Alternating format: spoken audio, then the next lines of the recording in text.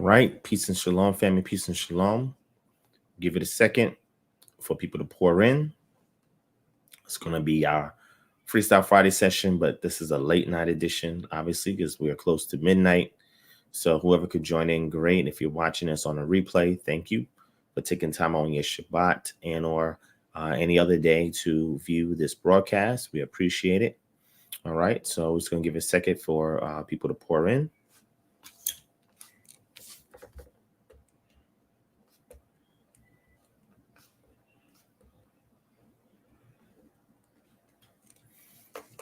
All right. It has been a while. Was not live last weekend. However, I'm putting things in place so that way we air live every Friday night, that we premiere every Shabbat. And then we have one episode every week of our YouTube series that we're releasing soon called Cast and Pearls. So at least try to put at least 3 videos every week on the channel so you guys have content. We have actually 4 video series on the Patreon that's launching next year. And then we have 1 live class, and then we're going to have some pre-recorded classes. We're doing lectures next year. So we're doing a lot of stuff behind the scenes to get things in order. So that way next year we can come on strong. Typically at this time of the year, tension wanes because a lot of people out here talk about Christmas, but be prepping to celebrate that. Listen, if you do that, that's your business. I have no problem with that. But you know how we do every year, we go in on it. So you may not want to tune in next weekend, but if you do, that means you sincerely want to know the truth. And if you want to get a heads up on that, we already have a playlist on us dealing with the holiday. I think it's called Deconstructing the Holidays. That's the name of the playlist. So click that playlist on the channel and check it out, and you'll get some insight in regards to the holidays. All right. I think last year, if I'm not mistaken, we had Hasni Luima, I think that's the brother's name, come on here, Christian, and try to defend Christmas. Man, that is really bad. I saw on Clubhouse earlier today, actually, there was a room where Christians were trying to defend Christmas. I thought that was very interesting. I said, okay. Shout out to the Elder D. Glenn Royal in the building. Shalom, Elder. Shalom, Zakin. Right? That's the brother that, I watch his channel frequently and learn a lot from his channel. So thank you for the content you put out, my brother. And make sure you go back and subscribe to my brother D. Glenn Royal in the building. All right. If you want to talk about a great elder that's really good with the language, that's the brother right there. So let me give a couple of shout outs as we start getting momentum. Remember, family, take this link and share it everywhere. Share this link everywhere. Make sure you hit the thumbs up if you're coming on in and enjoying the content. All right. And be sure to subscribe if you're brand new and go and check out our archives, because we have hundreds of videos on this channel. And next year and the after, we have hundreds more that we're looking to add. So shout out to HaKodesh Management in the building. Shabbat Shalom. Brother Aaron, Shalom. Jamie Johnson, Shalom. Jaslyn Berry, Shalom. Lisa Anderson, Shalom. Sister V Love, Shalom. Avia V, Shalom. Yasun, Shalom. Get Wise, Shalom. RNT, Shalom. Yahosef Ben Yisrael, Shalom. Jetson Silencio, Shalom. Sonia Wright, Shalom. Nehemiah, Shalom. Danielle William, Shalom. Hokma Cafe, Shalom. P-Way, Shalom. Warfare Rebirth Formation, Shalom. Yes, my brother, because we have our team working with you. So my brother Jeremiah, email me, my brother, or text me so we can catch up and you can give me an update on where you guys are at working on this anime. All right. Shout out to my brother Yeti Hebrew Dre, Shalom. Daniela Aliyah El, Shalom. Gurney Mosley, Shalom, Elder. What's going on? All right. As y'all coming on in, hit that thumbs up button. Hit that thumbs up button. Make sure you share this video. And if you're brand new, hit the subscribe button, because we have tons more content better than this coming soon. All right. All right. So we're going to wait for a couple more people to come on in. I know it's midnight now. So thank y'all for joining us, and Shabbat Shalom to those of y'all keeping the Shabbat. Shout out to Mikhail and Michael Pug in the building. Tony Yaya Sharala, Shalom. Now, family, let me know. How is the audio and visual? How's the audio and visual? Hit 1 if the audio and visual is good. Hit 2 If there's some audio visual issues, let me know. All right, we should be solid because we wired tonight. You know what I'm saying? So we should be solid, but I need you to give me some feedback before we go any further. All right, shout out to Shannon Calhoun, shalom. Nehemiah, that's a great question, my brother. Some say that could be coincidence, or it could be because it's a high time spiritually. You know, you got to get into this Christmas spirit. So you open up the gateway for other spirits to come on in, and film is one of the ways to transmit those energies to you, right? Because you got to get in the spirit, right? So, you know, there's a lot of theories behind that. I haven't really formulated a formal theory on it. But that's one thing that you can take a look at, because that is very interesting that you say that, because now that I think about it, that is pretty common. Definitely. Shouts to my brother John and Dorsey in the building. Shalom. Prince Yoel, shalom. Clyde Marshall, shalom. Says, where have I been? Man, it's on the weather past few days, but I'm good now. Prior to that, my son was on the weather for the past few days. He's good now. And then prior to that, just overwhelmed, man. I mean, doing real ministry, you know. Those of you who are in here who have called or who have scheduled an appointment to chat with me, that's where the majority of my time goes. It goes to ministering to people over the phone, you know what I'm saying? Serving the community, helping people out, edifying them one-on-one, educating them one-on-one, encouraging them, equipping them, you know what I'm saying? Empowering them. It's work. You know what I'm saying? And I'm in the process of training others to do the same thing, so that way I can lessen my load. But I make myself available to the public, to speak to the public, and also I'm behind the scenes think tanking new projects that we want to turn into program services and products for the community, as well as new content to create for the community as well. And it's just sharpening up on these upcoming classes, man. You know, I know you're going to enjoy it. We have a couple of VLE, virtual learning environments, platforms that we are looking into to use so that we can brand it and give you a more interactive experience. So I've been doing a lot of research, a lot of work behind the scenes, you know, taking care of the family, everything like that. So it's a lot of work, man, you know, and anybody that's in here that have spoken to me on the phone can attest that that's where the majority of my energy goes to. You know what I'm saying? It's pouring back into those who have expensed the oil that Yah has given to them, you know, and giving it back to them. You know what I'm saying? And every time you guys are here, spend some time with me and the rest of the KHM family, you'll pour back into me, and I appreciate it, especially in the chat. Y'all be going in, and I appreciate that. Shout out to my brother Black Av in the building. Shalom, I see you. Angie Love Yah. Shalom, sis, I see you. All right, so everything is good. You're saying audio video is cool. All right, great. All right. Again, family, make sure you share this video. Hit the thumbs up button if you're enjoying it. And if you're brand new, hit subscribe. All right. About to go in. But before we go in, we always do the formal part of things and give updates and speak on a couple of things, because this is technically the KHM channel. So I did discuss things going on with the ministry and so forth. And then you can get some insight into me and what's on my mind, and take some questions from y'all and build and edify like we normally do, right? So I want to let y'all know we're going to do one official Clubhouse session every week starting in January. So please stay tuned to that. I'll be advertising that on this channel as well. All right. Elder Gurney, definitely will keep her in my prayers. And family, please keep her in your prayers as well. That's definitely tragic. And, you know, anytime we lose a child of Yah like that, it's very disheartening, you know. So I definitely would keep her in prayer. And if she needs somebody to talk to, my brother, just email us and we'll get you in touch with our Ima Tabat group, right? So what is our Ima Tabat group? And again, these things are important for the community to know, that when tragedies and issues like this happen, KHM has a response, right? And or a response team to this. So our Ima Tabat group is where we get a lot of elder women, and their job is to comfort, encourage, edify, equip, educate, guide, oversee the younger women coming into the truth, right? So I'm not sure how old she is, Elder Gurney, but if she is in her 40s or younger, then I would love to team up with our Ima Tabat group. Ima meaning mother, to Bat means daughter. So that way, you know, she can get the encouragement that she needs and the guidance navigate this, because some of them have also experienced that, so they can kind of empathize with her more so than a man can, you know. So definitely we'll keep her in prayer. But if she needs further assistance, please email us if she's open, and our email to bot team will reach out to her and keep her encouraged as she's going through this tough time.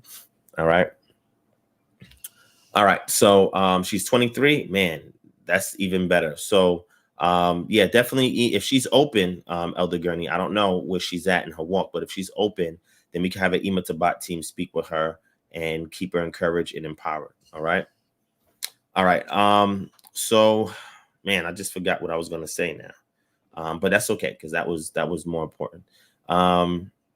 So I was talking about going over some formalities before we transition to the show, and then I can take some questions from you guys and share some stuff, and we can build. All right. I had a lot of great discussions over the past 2 weeks from brothers and sisters in the community that have scheduled some appointments. I still have some appointments that I did not get to make, so I have to follow up with a couple of brothers and sisters, and my apologies if I have not gotten back to you sooner like I would have liked to, or on time. It's not because I'm doing it intentionally. It's just that there's a lot going on. So sometimes if I do miss a call or an appointment, it's not intentional. And I try to reach out to the person, give them a heads up, and then try to follow up. All right. So just please continue to bear with me, family. I appreciate that. Shout out to Reginald Roberts in the building. Alexander McCaskill. Shalom. Sister Nisi's Pieces. What's up, sis? I see you. Lamar, brother Lamar. Shalom. I see you. Let me see. Who else we got? I think that's everybody for now. So we saw. Shout out to Sister Santua in the building. KHM New York chapter is in the building. Family, KHM is growing. KHM is truly growing. I'm grateful to the Most High. Shout out to my brother Yawasop, son of light, in the building. I'm truly grateful to the Most High because I started this vision back in 2014 for this ministry. And actually, when I did my first sermon for this ministry, it really wasn't geared towards the Israelite community. It's actually geared towards Christians to transition them into the kingdom, the gospel of the kingdom, heralding that. And then Yah told me that that message needs to go towards my people, right? Not just everybody needs to go towards my people because it's for them. That's who Yeshua came. He came to his own. All right. So it's very, very interesting to see from 2014 to now how much we've grown as a ministry, how many people we have connected to us, a lot of things that we're looking to invest in, the amount of manpower and revenue that has been poured into this ministry, which has been, a blessing. That isn't even express the gratitude that we have for everybody that's supported us. So we thank you guys again for another successful year, for all your donations, those of you who have signed up for the ministry. And by the way, if you don't have the KHM app, you see the details down in the scroll bar below. So you want to go to your Apple App Store, your Google Play Store, and you want to download the My One Church app. It says open the app and put 30064 in the zip code field and hit enter. Then select Kingdom Harbinger Ministries when it shows up and get the app. All right, because next year we're pushing a lot of information through the app. All right, shout out to Spiritual Journey TV, my brother Seth Upright, shalom. Azar Yahu Malachi, shalom. Our sister Zadikia Shemuel, shalom, shalom. All right. So make sure you guys get the app because we have a lot of stuff that we're pushing out on the app that you can only get on the app. So make sure you have the app. All right. So I'm going to be right back with y'all. Give me 1 second.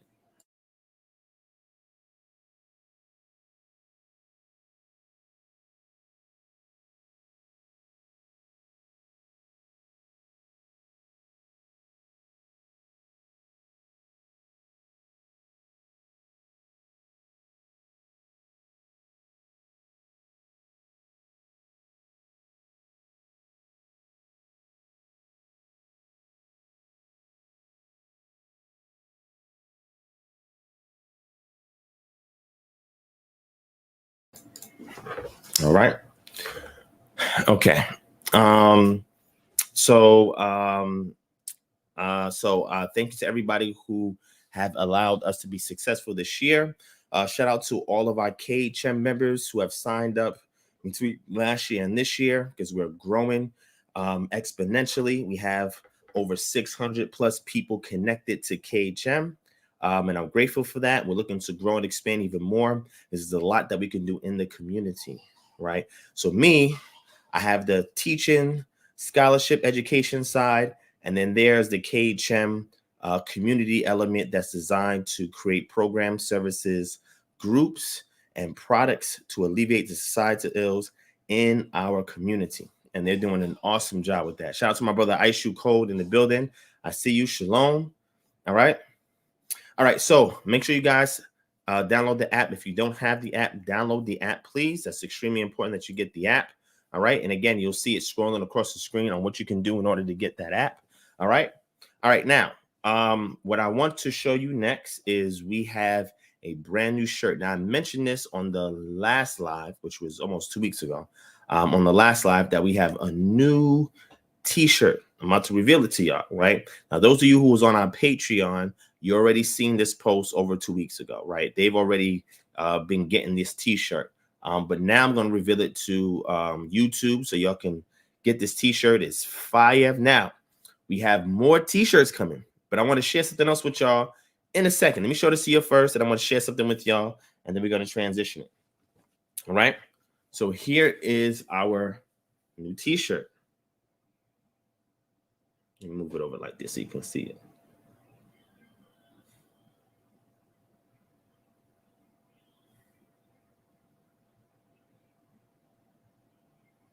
I'm winning at light. Here's the cheat code. See that? Covenant unlocked, prosperity and longevity activated. Let's get it. Let's get it. This is it. So good news is we have an extensive supply of these. We have gender male, gender female. We also have youth, kids.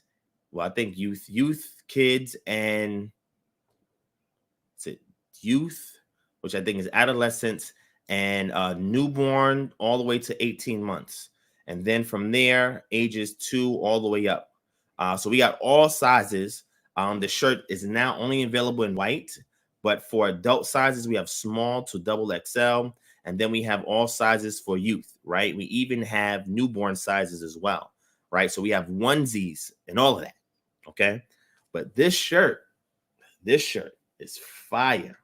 Now, we got more coming. Now, there's something I want to show to you with this, but before I do, if you guys want to get that, get why I said, what about long sleeve? I'm not sure. It's a good question. I'm going to check to see if we have long sleeve. That's a great question because it is winter time. All right. So I'll check to see if we have the long sleeve. I'll let you know. But for now, we do have the short sleeve. Now, if you guys want to get that, I'm going to drop the link in the chat, and the link will also be in the description below if you guys are interested in getting one. All right, so let me go ahead and drop the link for you guys. Give me 1 second.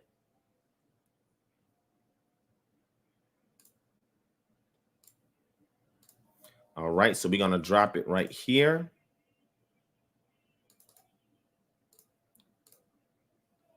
All right, all the details is in the link. All right, should have also been, let me do this.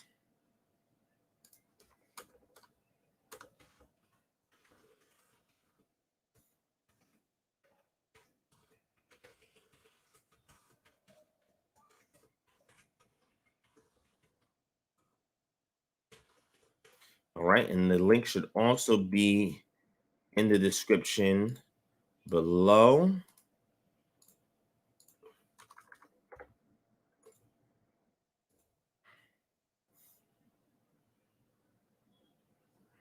All right, hold on. Let's refresh this.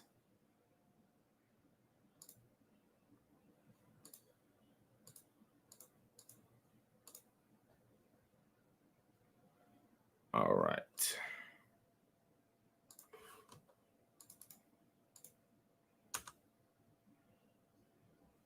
All right. And you'll see it also in the description below.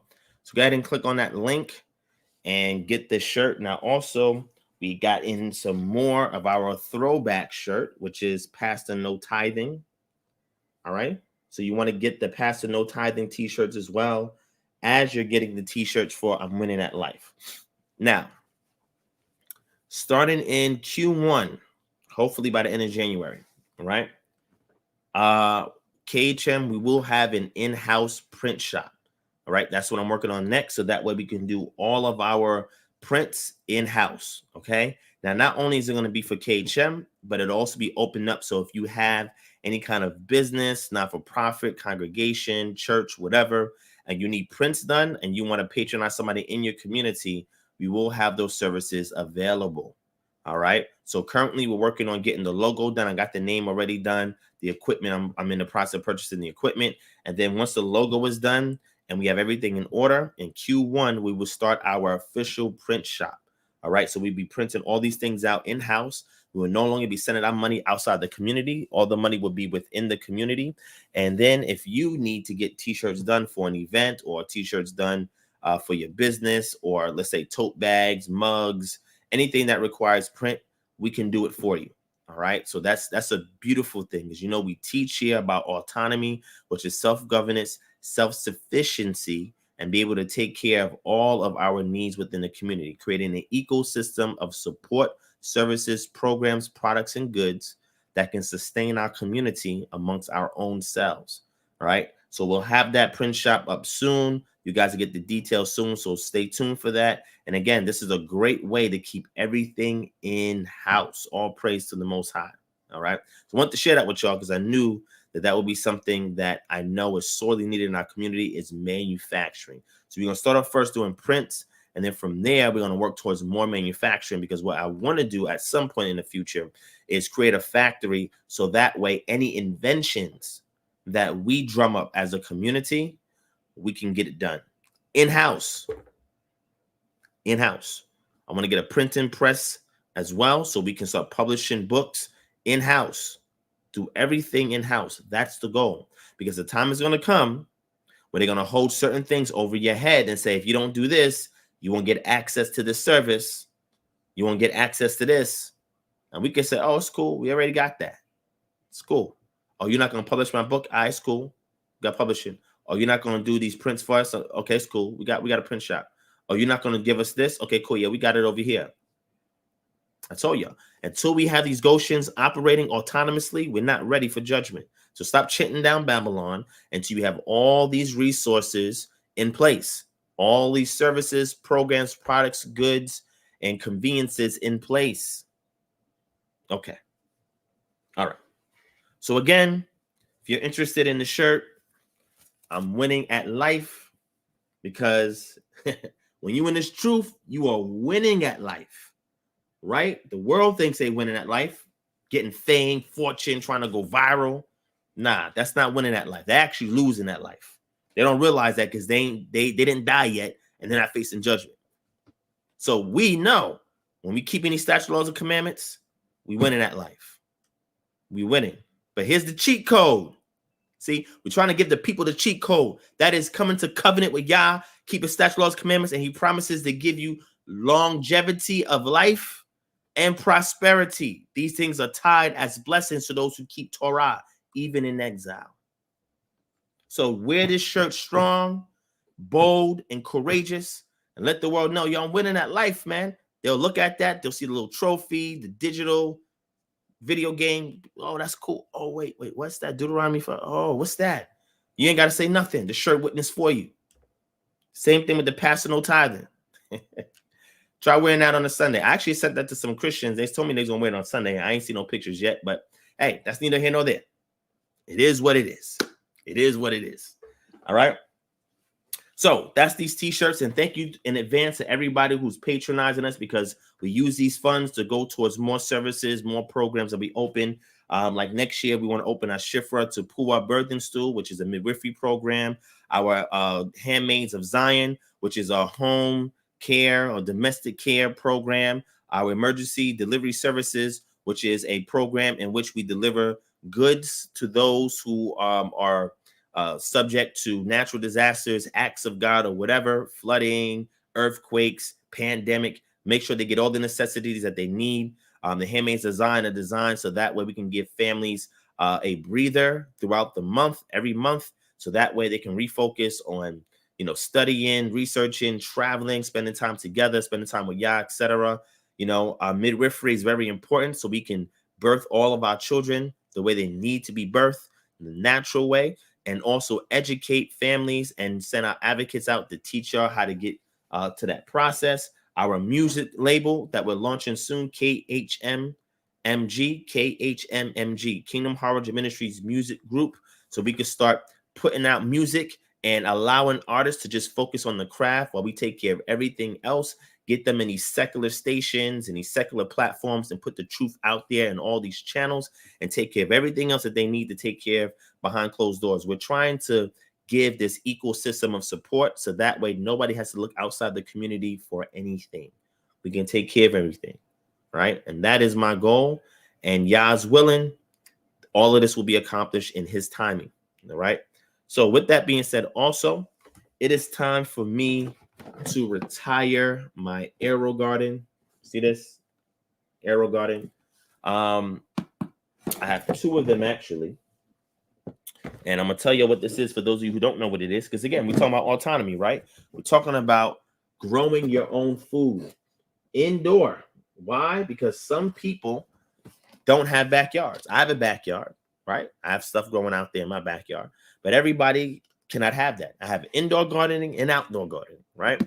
So what I want to do is I want to sell these two items that I have because I gave several of them away for free, but I'm gonna sell these items because I purchased a bigger one, so I have no need for these, right? I purchased a much bigger one, so I actually want to sell these. So I'm selling them both for $50, which is almost half off the manufacturer suggested retail price, right? Actually, this one was more. I think this one is $150 originally. This one is $100, so I'm selling them both for $50. So if you're interested in picking up an Aero Garden, and if you want to know how well these things do, all you got to do is go back to, matter of fact, I'll show you the video real quick because you can't have autonomy if you can't feed yourself. You can't feed yourself. You can't feed your family without having to go to the grocery store. You don't have autonomy. All right. But what I'm going to do is I'm going to show y'all a video real quick. You can see. Yeah, so I bought a brand new one because I'm preparing to do a winter because out here in Atlanta, the weather has been pretty decent out here in Atlanta. I ain't gonna front. It's been pretty warm out here in Atlanta. But however, most gardening that we do during the winter time, we keep it indoors, and this is the best way to do it indoors. So I bought a brand new system to do a new set of heirloom crops indoors. But I want to give these to somebody, sell it to somebody who's willing to pay $50 to invest in feeding their family. But I'm going to show you a video so you can see real quick, so you can see what this looks like and how well it does. All right, so check it out. Let me show it to y'all. So you can get it directly from me. It's tried and true, so it works. I wiped it down. I disinfected it. You know, it's thoroughly clean, packaged up well, and you get herbs that come along with it. You get basil, parsley, and dill, right, that you get along with it as well. So you'll get that right in the box with the units. All right, so let me go ahead and show it to y'all real quick so you can see what this looks like. What's going on, everyone? I just wanted to do this brief video so you guys can take a look at my Aero Garden harvest system. This is my in-home gardening system. All right, as you can see over here, this is the box for it. This is the Aero Garden in-home garden system. Grow fresh herbs and vegetables year round. All right, this is the harvest model, and it holds up to 6 pods. And it says the world's leading in-home garden system. And we got the non-GMO sign over there because these seeds are heirloom seeds and they're non-GMO. Okay. All right. So as you can see down here, we have our add plant food, add water, and the light on off that also doubles as a timer. Okay. And this is the black set, as you can see here. And here's some of the things that we're growing in here. This right here is our Paris Island lettuce. All right, over here we have a herb dill growing all the way up the top because the dill grows very high. In the back over here, we have some black seeded Simpson. All right, here it is right here. Nice, gorgeous, healthy leaves. And over here on the side, this is some mixed salad greens that we got back here. All right, some lettuce. All right, lettuce greens that we have back here growing here, as you can see at the top. All right, some of it is getting its reddish hue as it's growing. And this thing is phenomenal. So that is an example. So you can see, wait, let me know what? Let me show the image for you again, since we have it on still. There it is right there. You see? Look how well this thing is growing. So we got several harvests out of both of these units, right? I think I stopped using it a couple of months ago. I had washed, cleaned it out, and I said, you know, I'm just going to sell this off. I'm going to buy myself a bigger one to accommodate more crops. And as I continue to buy more, I'm going to sell it off at a loss so that it could benefit somebody else, right? So this next one that I'm purchasing, I'm going to hold that one for about 6 months or so. And then next year, I'm going to sell that one off for a much bigger one. And I'm going to keep growing and growing and growing and growing. All right. But as I do, I'm going to sell it at a loss at a community. So it's better to buy it from me than getting it from Amazon. And the reason for that is because I know that the units work. I've grown stuff in them, and it's coming from somebody in your community, and you're going to get it cheaper from me than you would be getting it from Amazon or anywhere else. All right. Especially if you get it directly from AeroGarden, you can forget about it. It's going to be completely expensive. Right. So this is how good the food comes out. My family, we ate from it. We enjoyed it every time we had a harvest from it. And I'm just grateful for it. So the key thing is autonomy is not good if you can't feed yourself. You can't feed your family, protect your family, produce for your family, especially as a man, then you failed, right? So this is a great way to start training yourself and your children. Even if you don't have a backyard, you don't even need to put it near a windowsill. That's how awesome it is. You need to grow your own food. It's important. Grow your own food. All right, DD, yes, I've seen the tower garden as well, and that's what we're working on, right? So I have 3 of these, and then I'm purchasing several more, and we're gonna grow at least 20 crops. I mean, the goal is to grow at least 20 different crops, and that's the goal.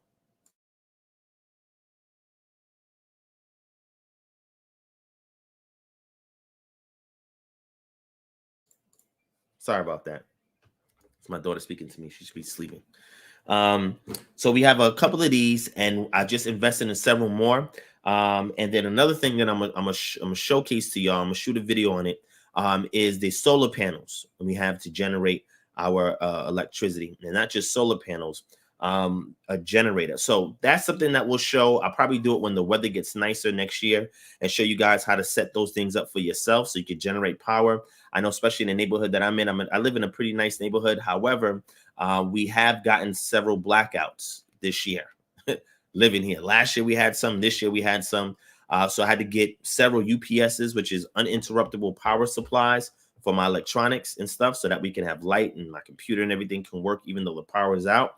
And then investing in solar panels, and then other ways. So you can create hydroelectric methods of power. You could do windmills. So we want to do like a windmill, so that way we can use that to generate electricity via air. But we also have the solar panel. So you want to have more than just one way to get alternative energy and generate into your home, because anything can happen. Again, the goal is to teach yourself how to be autonomous. And if anything ever happens in society outside your home, you will be unaffected by it. Unaffected by it. And that's the key thing. So if anybody's interested in getting these, if you want to buy them both, it's $100, right? I'll send you both. I see DD, she said she's interested in getting it. That's great. I appreciate that. If you're interested in it, DD, just email us here and just let us know. All right. This is something great that you want to get. And if you can't buy it for me, that's fine. You can go to Amazon and get it as well. But this is something to teach with your children. So I've taught my children how to grow food for themselves, and they love it. Every time we start a new crop, man, they get excited. They can't wait for the harvest. And I told them this is to teach you patience, right? So when we talk about gifts of the Spirit or the fruit of the Spirit, right? One of them is patience, discipline, long suffering, etc. Well, you have to have practical things in your home and in your life to teach you these things. And if you can use these things to teach children, even better. And you teach them gardening, they teach how to labor and put effort and work in, and it teaches them what a real investment is. Investments are not always immediate. We live in a microwave society where we figure, oh, if I do this, I want this immediately. That's not how it works. And that's why we're in a condition we're in, because we don't know what investments are. Sometimes a yield takes time. It could take months, it could take weeks, months, years before you get a return. And the problem is because we're so gimme, now. This is why it's very difficult for us to progress as a collective. So I use this to teach my children patience now. So As they get older, they understand that when you sow a seed, it takes time. And then you have to nurture it. You must take time to cultivate it, right? Even speak to it, right? People say, oh, that's weird, speaking to plants. They actually did a study on speaking to plants. You know where I learned that from? My mom. My mom always treated her plants. My mom always had an indoor garden. We lived in a building, right? In South Bronx, right? My mother always had plants in the house. She had all types of plants, right? She had the ones that purify the air. She had the plants that can produce food. She had the plants that was flowers. She had all types of plants, right? And that's where I learned the value of plants. My mother would speak to the plants. I didn't understand that. But every time she would handle the plants, I'm telling you, they will always grow. If they was wilted and they was bent over, she would talk to them, she would water them, and like 2 or 3 days, they would just be upright again. I did not understand that. I'm like, man, this looks like pseudo. I didn't understand it, right? But there's a science to it, right? Now, why that works, technically, from what I read, I still don't understand it. You know what I'm saying? However, I'm sure because Yah has given us dominion over this his creation of his hands, that we have some kind of innate ability that we can convey life into things. The scripture says that death and life is in the power of the tongue. So we should be able to speak that to anything that is around us or within our sphere of influence, and it should have power and it should grow and have life, right? Now, people may not agree with that, and that's fine, but it is what it is, right? Try it and you'll see, okay? So you teach your children these little things, and as they get older, these things will be instilled in them. The scripture says, train up a child in the way that they should go. That doesn't mean you train them so you can live vicariously through them, because maybe you want to be a lawyer in life, and you say, you know what? I couldn't be a lawyer, so I'm going to raise my child to be a lawyer. Why? Why would you do that? Give your child all the tools that they need and let them choose the direction they're going to go. And if something goes awry, they know to go back to their first role model, which is you, and get advice. But they must learn how to be autonomous. And don't be quick to rush your children out either. They need to be nurtured and prepared. They need to go several rites of passage to ensure that they have the mental, spiritual, physical, and emotional fortitude to deal with this fallen world. That's very important. All right. That's a burden as parents that we have to bear all the time. Okay.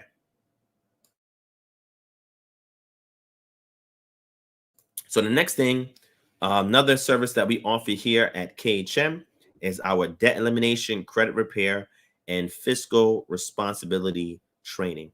So if you are trying to boost your credit score, remove derogatory marks off of your credit report, you can just email us here.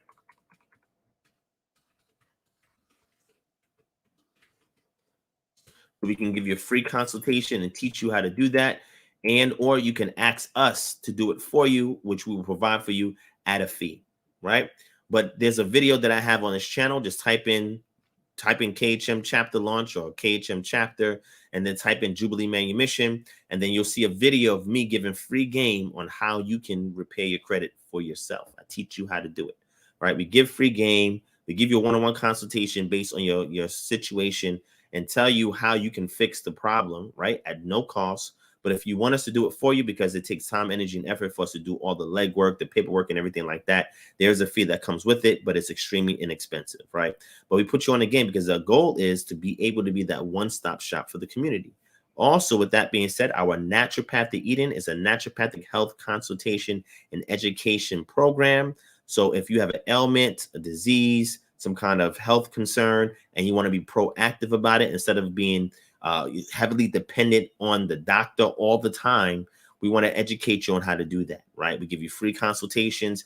And if you want us to give you our personalized and customized regimen plans, we can provide that to you as a fee. It also comes with our monthly check-ins, where we don't just check on you physically how your health is doing. We check on you mentally, spiritually, emotionally. Because if those things are not in sync, it doesn't matter what we recommend to you for your physical body, right? So the amount of care and how delicate we are and sensible we are in handling the clients that we have is phenomenal. There's nothing like this in our community that I've seen yet.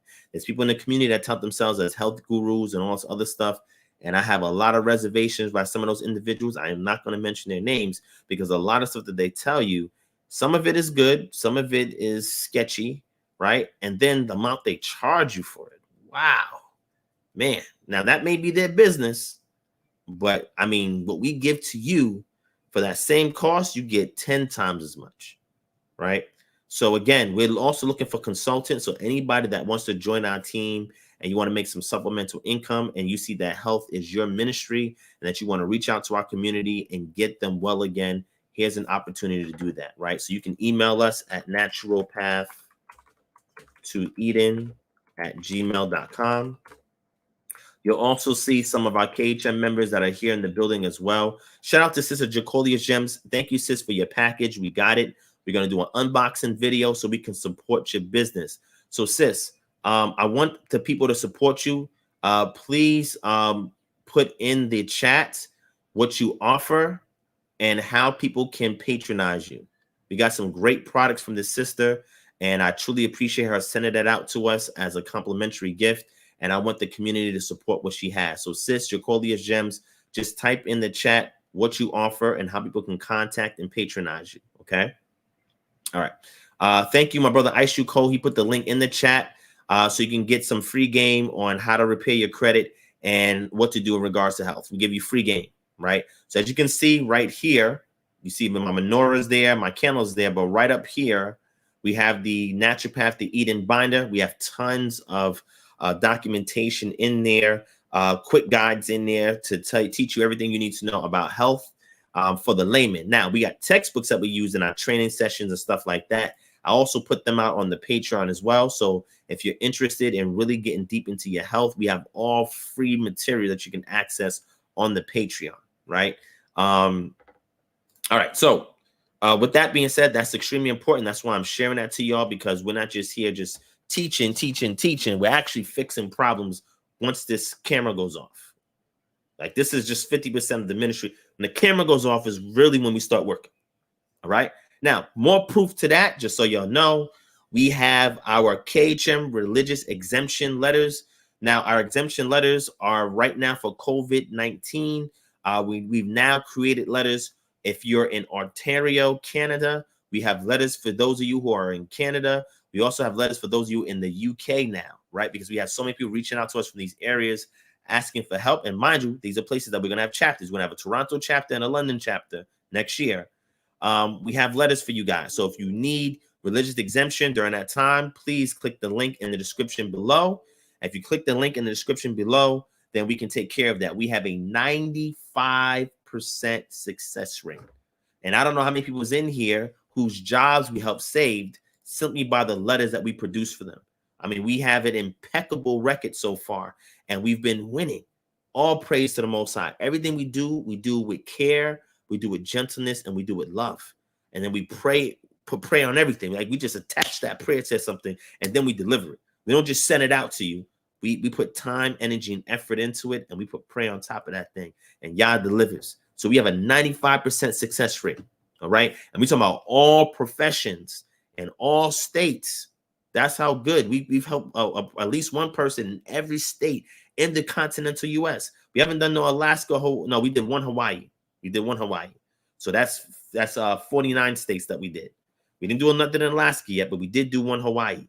And then we also did military, first line workers, all of that, frontline workers, all of that, right? So if you need, you or a family member or a friend or associate of yours or somebody you know that needs to get a religious exemption letter, let us know. We could draft it up according to your beliefs, right? But if we're going to put our letterhead on it, then you must identify like we identify, because you have a religious scholar and an institution and an organization that will back you if further inquiries coming from your place of employment, okay? And it has to be consistent, all right? We also assist you if you need help filling out any religious exemption forms provided by your job. And if we submit something for you and it gets denied and you have an opportunity to appeal, we will also provide support with that as well. So the amount that you invest in this, right, you're getting a million things back. Can't say that about a lot of other places. And again, this is not no competition in a sense where we're better. This is healthy competition. See, we are breaking ground. We are trend setting. We are ahead of the curve. We are innovative. Everything we do at KHM is ahead of its time. Why? The goal is to inspire every group that's in this community to take what they're doing to the next level.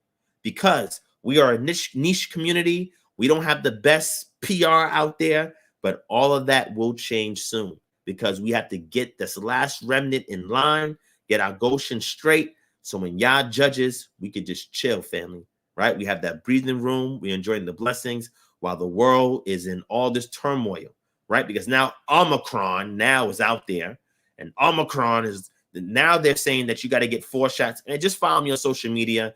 I be putting little bits and pieces of information up there and all things. They got a plant-based vaccine now, which is very interesting because now that undermines a lot of the things that are in that religious exemption letter. Okay, so that's important to be ahead of the curve, to see what's going on and to learn how to adapt and adjust to these changes that's coming along so we can continue to take care of our people. And that's what KHM does. We take care of our people. If there's any young sisters out there, or even elder sisters out there, please sign up for our Ima Tabat group. How can you do that? You download the app, you go into the group section, and you look for Ima Tabat, and you register or sign up. Ima Tabat is a group that I created where we have elder mothers that are there to counsel, advise, guide younger sisters that are coming into the truth. And in exchange, the younger sisters run errands, provide support, and they also help the elderly mothers for things that they may need as well. I created that program because I realized that the sisters in our community need a sisterhood, and they need like a mother to daughter spiritual things. You know, in the church, they say, oh, I got a spiritual father, spiritual mother. They have all of that, right? But we do the tightest thing in scriptures where it says that the elder women should be able to teach the younger women.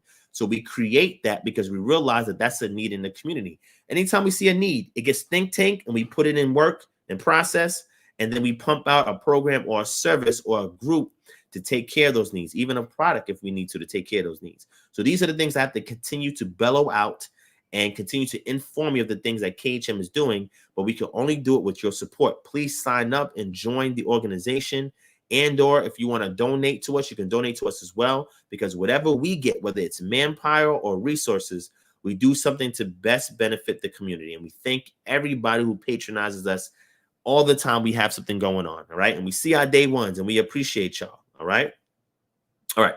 So the last few things that we want to cover. The next thing is I'm going to give you guys, well, I'll do that next. Let me show you guys the few new things that I posted on Patreon so you can see what you're missing out on and why you need to sign up for Patreon. We have so much content on Patreon. If I stop posting on Patreon today for the next 6 months, there's 600 something posts on there that, I mean, it's going to take you some time to go through everything. And then not to mention the books and the articles on there. I mean, we can be a hiatus for several years. There's so much content on our Patreon, it's ridiculous. And I'm continuously adding to it every week as much as I can. And then when we're able to pump out more videos for the series, oh man. So just so you know, we're also hiring for KHM. So if you are a graphic designer, artist, please email us at kingdomharbinger@gmail.com. If you are a video editor, a videographer, but you also do video editing, we need a lot of help with video editing. Please email us. And if you're somebody that has a marketing degree, marketing background, do social media management, whatever the case may be, if there's something that you do, right? You do social media content, you know how to do marketing campaigns, all of that, email us at kingdomharbinger@gmail.com. We are paying money for these roles, all right? So please email us at kingdomharbinger@gmail.com. Again, we're looking for graphic artists, people who can do logos, designs, whatever the case may be. We're looking for video editors and videographers. And we're also looking for anybody that's good with marketing, right? That has a background in that, experience in that, degree in it, whatever. If you or somebody you know has these skills and you want to get paid, because we have a lot of work that we need to get done that we cannot do by ourselves, please email us at kingdomharbinger@gmail.com and let us provide you some work. All right. Because I know there's some people out there who, because of the pandemic or because of, the vaccine mandate or whatever, they're out of work or out of a job. They need something to do. And we always have stuff to do here at KHM. And through the generous donations of our paid members And people who support the ministry, we continue to pay out stipends to our volunteers if they request it. So there's always something in the storehouse if there's a need within our organization. And I'm grateful to y'all that we've created an ecosystem to take care of the community like no one else. All right? Yet, because what we do inspires people. So if people take it further than us, all praise to the Most High. That is the goal. But as a think tank, you got to look 5, 10, 15, 20, 50 years down the line and say, how does the work that I do today impact 7 to 10 generations from now? If that's not how you're thinking, then you fail. This is why I stay abreast on all the things that's going on in all industries, especially technology. Technology, right? You're what's called a forecast analyst. You're able to make predictions about things that are coming down the pipe, and you make preparations for now so you can be prepared for what's about to come. Are you a forecast analyst? See, the Most High set up his prophets to be forecast analysts. So your modern day forecast analyst, the spirit of that was already in the prophets. That is why we create the things that we create, because we see what's coming down the line. And that is why we are churning out these things, because we know at some point there's going to be restrictions for you going to the hospital to deliver your baby. We know at some point you may not even be able to get medical care. That's why not only do we have a service that trains you on best practices in regards to health and wellness, right? But we're also creating our own healthcare plan, a PPO and HMO, for those who want to patronize naturopathic means of health and wellness. So if you don't get a job, then you don't get those health benefits. We got that in the community. Community currency. So we have a way of paying each other, having a medium of exchange that we call currency that can be utilized within the community, right? So that way we can then do business amongst each other, even if the dollar tanks. And we back it behind precious metals and other hard or concrete assets. So we see these things coming out of line. Emergency delivery services, going to be a point where FEMA says, no, you're not getting the shot. We're not going to provide you no support. You make a phone call to us, we send a truck to you and give you what you need. We see these things coming, right? Growing your own food. You may not even be able to go to the grocery store, okay? Talking about not being able to buy or sell, you're not going to be able to go to the grocery store. So we're teaching you how to grow your own food.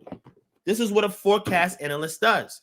This is why we need think tanks who are forecast analysts in our community to make these predictions so we know what's coming out of the pipe and we can prepare for it. Prophecies gives us a 75% vantage point into these things. However, the 25% is not there because what they saw, they can only translate based on their cultural paradigm at that time. So as time progresses and these things unravel, now we see in our contemporary time these things unfolding. So while there's people online keep talking about prophecy and all this doom and destruction that's coming, they're not telling you, they're not preparing you for it.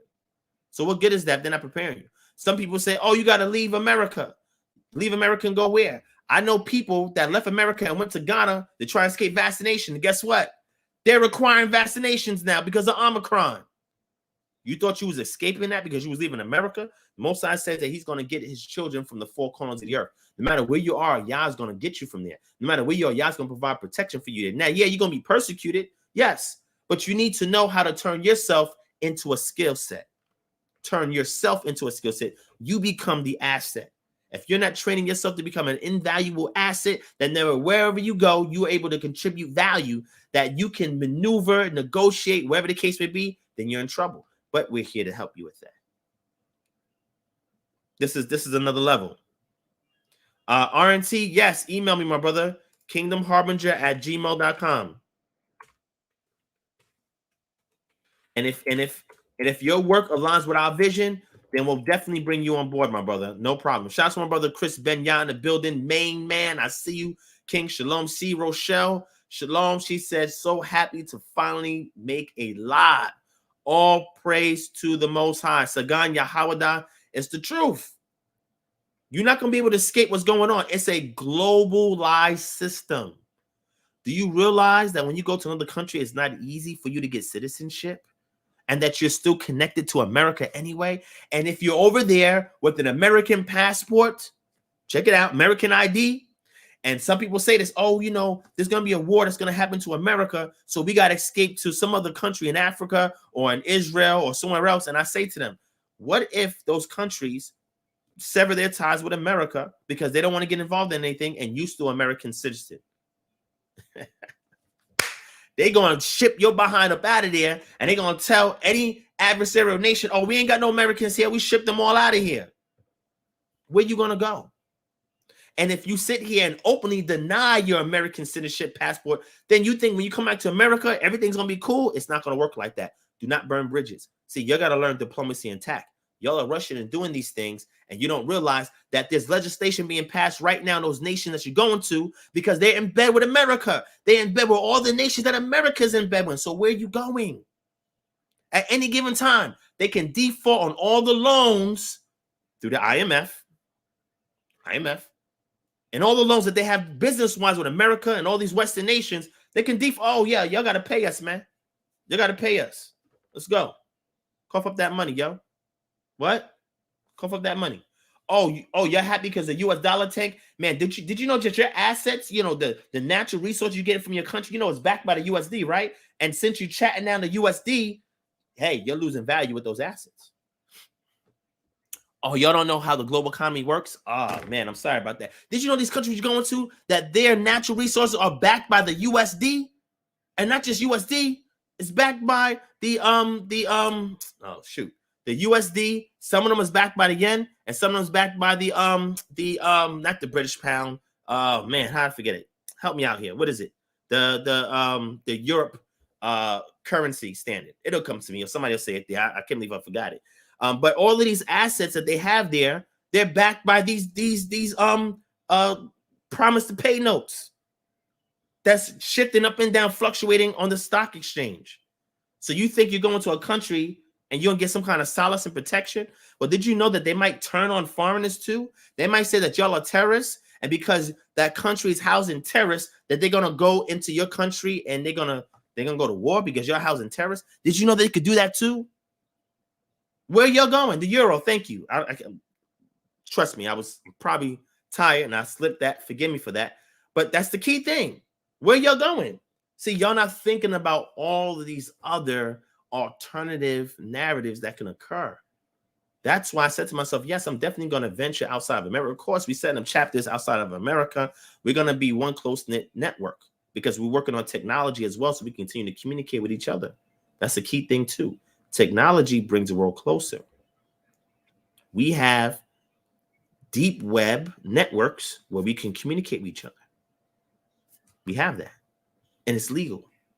Do y'all have that in place? What if everything gets shut down where you're at? Do you know how to transmit a message from where you're at there to people over here in America? Because that's where the majority of your people are going to be. Y'all know how to do that? You know how to send a kite over? What about birds? You know how to work with birds and sparrows to go send? Oh, you know how to do that? Oh, you don't know how to do that yet? Okay, cool. All right, cool. Just some stuff. I'm just saying, just some stuff to consider. And I'm not here to be pessimistic and tell you don't go to these foreign countries. Go ahead and do it. But don't think just because you're going there, you're going to escape the same wrath that we're going to face here as far as persecution. Yah's not going to pour his wrath out on us. However, because Yah's wrath is being poured on others and they see that we are the children of Yah, they're going to try to persecute us. Doesn't matter where you go. Yah is the one that's going to be responsible for bringing us back into the land. Read Deuteronomy chapter 30. It says that specifically, not just there. Elsewhere, it talks about that. That is the key thing. All right. So, yes, if you want to relocate, fine, but don't guilt other people because you're leaving and they're staying as if Yah's not going to deal with them because you over there and they're not. You're not considering everything that's going on in the country that you're going. I have. That's why I have not rushed to move anywhere. Matter of fact, me and my family was going to move to Ghana back in 2018. We was going to move to Ghana. That was one of the plans until I saw, oh, shoot. It's not much better over there. It's not much better over there. But if you want to go, that's fine. Again, I'm not against that. We should have a global network, but don't guilt other people who are not going to do that. Matter of fact, if you're going to go do that, maybe you should homestead here first. Learn how to live off the land a little bit, right? Without modern conveniences, because you may not have a lot of that over there. So if you don't know how to do that, maybe you're not ready yet. Maybe you're not, mature. You're still a little premature yet. Got some things you got to consider. Remember, forecast analysts. It's important. Okay. All right. All right. McGarvey Chaperon. You said you haven't been able to get in contact with me.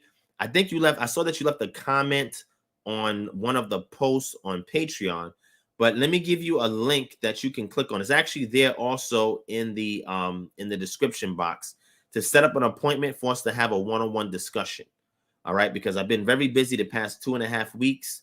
So if you haven't gotten in touch with me, it was not intentional. And if I see this, like I see now, I want to make sure that I give you information so that way you can reach me. So here's the link. I'm gonna drop the link in the chat.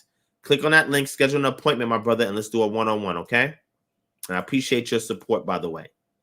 All right, there's the link. Click on the link, my brother, schedule an appointment, and let's chat. All right. Okay. Y'all say is the video still good, family? Let me know. Let me know if the video is still good. Oh, I see you, my brother. Yes. So I was trying to follow up on some appointments today, but like I told you before, I was a little bit under the weather earlier, so I wasn't able to do that. So if you want to reschedule that, my brother, please do. Click on the same link and schedule an appointment, and I will follow up with you and give you double the time as well. I'll give you double the time as well. All right. So anybody who I may have missed, I'm gonna give y'all double the time. All right, double the time for something on my end. All right, and I apologize for that, but I will give you double the time. Click the link, schedule your appointment, and I'll give you double the time. All right. Shout out to Charles West in the building. Sister V Love, shalom. Let me see. My brother Nazarene of the Way, shalom, King. I see you. Diligence 1213, shalom. Gavin Miller, shalom. I see you. All right. Let me see who else in here. Who else is in here? Did I catch everybody? Yim Yahu, Dawid Ben Yochanan, shalom. All right. No, so Sagan Yahawada, you don't have to be part of KHM to get the religious exemption letter. But we do recommend that you're identifying as an Israelite if we're going to do this letter for you, if we're going to back you. So you don't have to be a member of KHM to get the religious exemption letter. However, you must identify as an Israelite or a Messianic Jew. So that way we can back you if additional inquiries comes to us from your job, because we will have our letterhead on your letter. Okay. All right. Shout out to Sister Santawan. She's giving you a testimony from being a consultant. We don't play no games with what we do here, man. This is serious what we're doing here. All right. And all praise to the Most High for that. Shout out to Sister John Nay in the building. Yapa Kalaya, Kimberly M. Shalom, sis. Shalom. All right. Cool. Thank you, Ice You Cole, for the heads up. I appreciate that. Yes, I have. And that is very ominous. You're right, my brother. Wow. Man, probably y'all don't know what we're talking about. So let me go ahead and show y'all a video of what we're talking about. Hold on.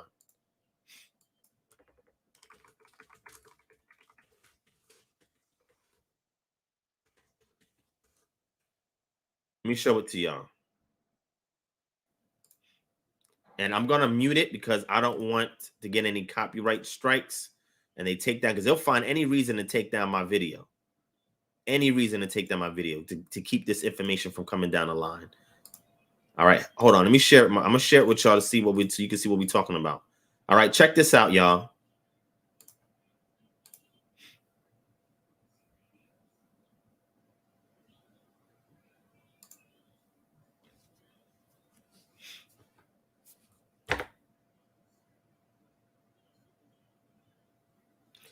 No, this is not CGI. This is not computer generated graphics. This is an actual Android robot that they created. This is real what you're looking at.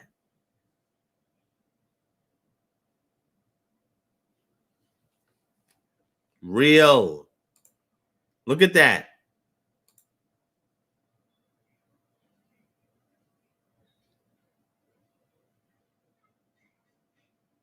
Wow.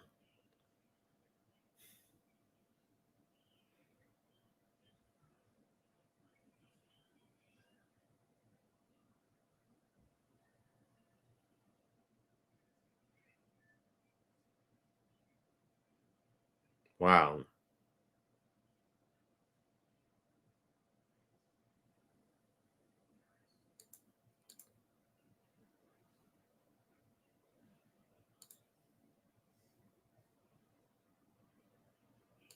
So yes, I have seen that because I keep up on technology. When I saw that, I said to myself, y'all in trouble. Oh man, Jacoli, yes, it does look like the cyborg from DC. Yes, this is real. This is real. So RNT, no, you don't have to be part of KHM if you want to get on a contractual assignment to work with us. You do not have to be part of the organization. Remember, KHM is not a church, it's not a congregation, it's not a camp. It is a ministry organization designed to serve the needs of the community. Our objective is to create services, programs, products, and goods to alleviate the societal ills that we experience in our community. So you could be part of any camp, any congregation, any church, any group, and be part of KHM. Okay. So hopefully that clears that up for you. All right. But yes, that is type of creepy right there. But again, it's not, it doesn't, I'm not fazed by it. I've been looking at this technology for the past 12 years. I've seen this coming down the pipe. So by the time my children become adults, that's going to be a reality to them. They're not going to see that as being strange to us. It is. That's going to be commonplace for them. Now, how many of y'all in here have been to Walmart? Raise your hand. Right? So if you've been to Walmart, you see those cleaning machines, those robots that clean by themselves, almost like those robots. I bought my mom one of those, those robots that you put on the ground and they go and they sweep and they clean up everything in the house. Well, they have those robots there at Walmart because one of the things that we're trying to do is cut down on janitorial duties and having janitors in the store. So a lot of these things are replacing people's jobs. See, this is why we're saying that you have to learn how to be autonomous as soon as possible, as a time will come that robots like that will be replacing your jobs, and they will find ways to transfer human consciousness into these robots. So one day you'll be next to somebody you think is a real person, and it's not. That person actually died. It's an actual machine that has that person's consciousness imprinted into its circuitry. Oh yeah, it's about to be real what's about to go down. It's about to be real what's about to go down. The key thing is, are you prepared for it? Do you have a group that you can get behind that knows about these things and say, okay, this is what we're going to do to adapt and adjust to these circumstances that's occurring? Because that is what we are working on here. It's not a game, what we're doing here. It's not a game. Okay?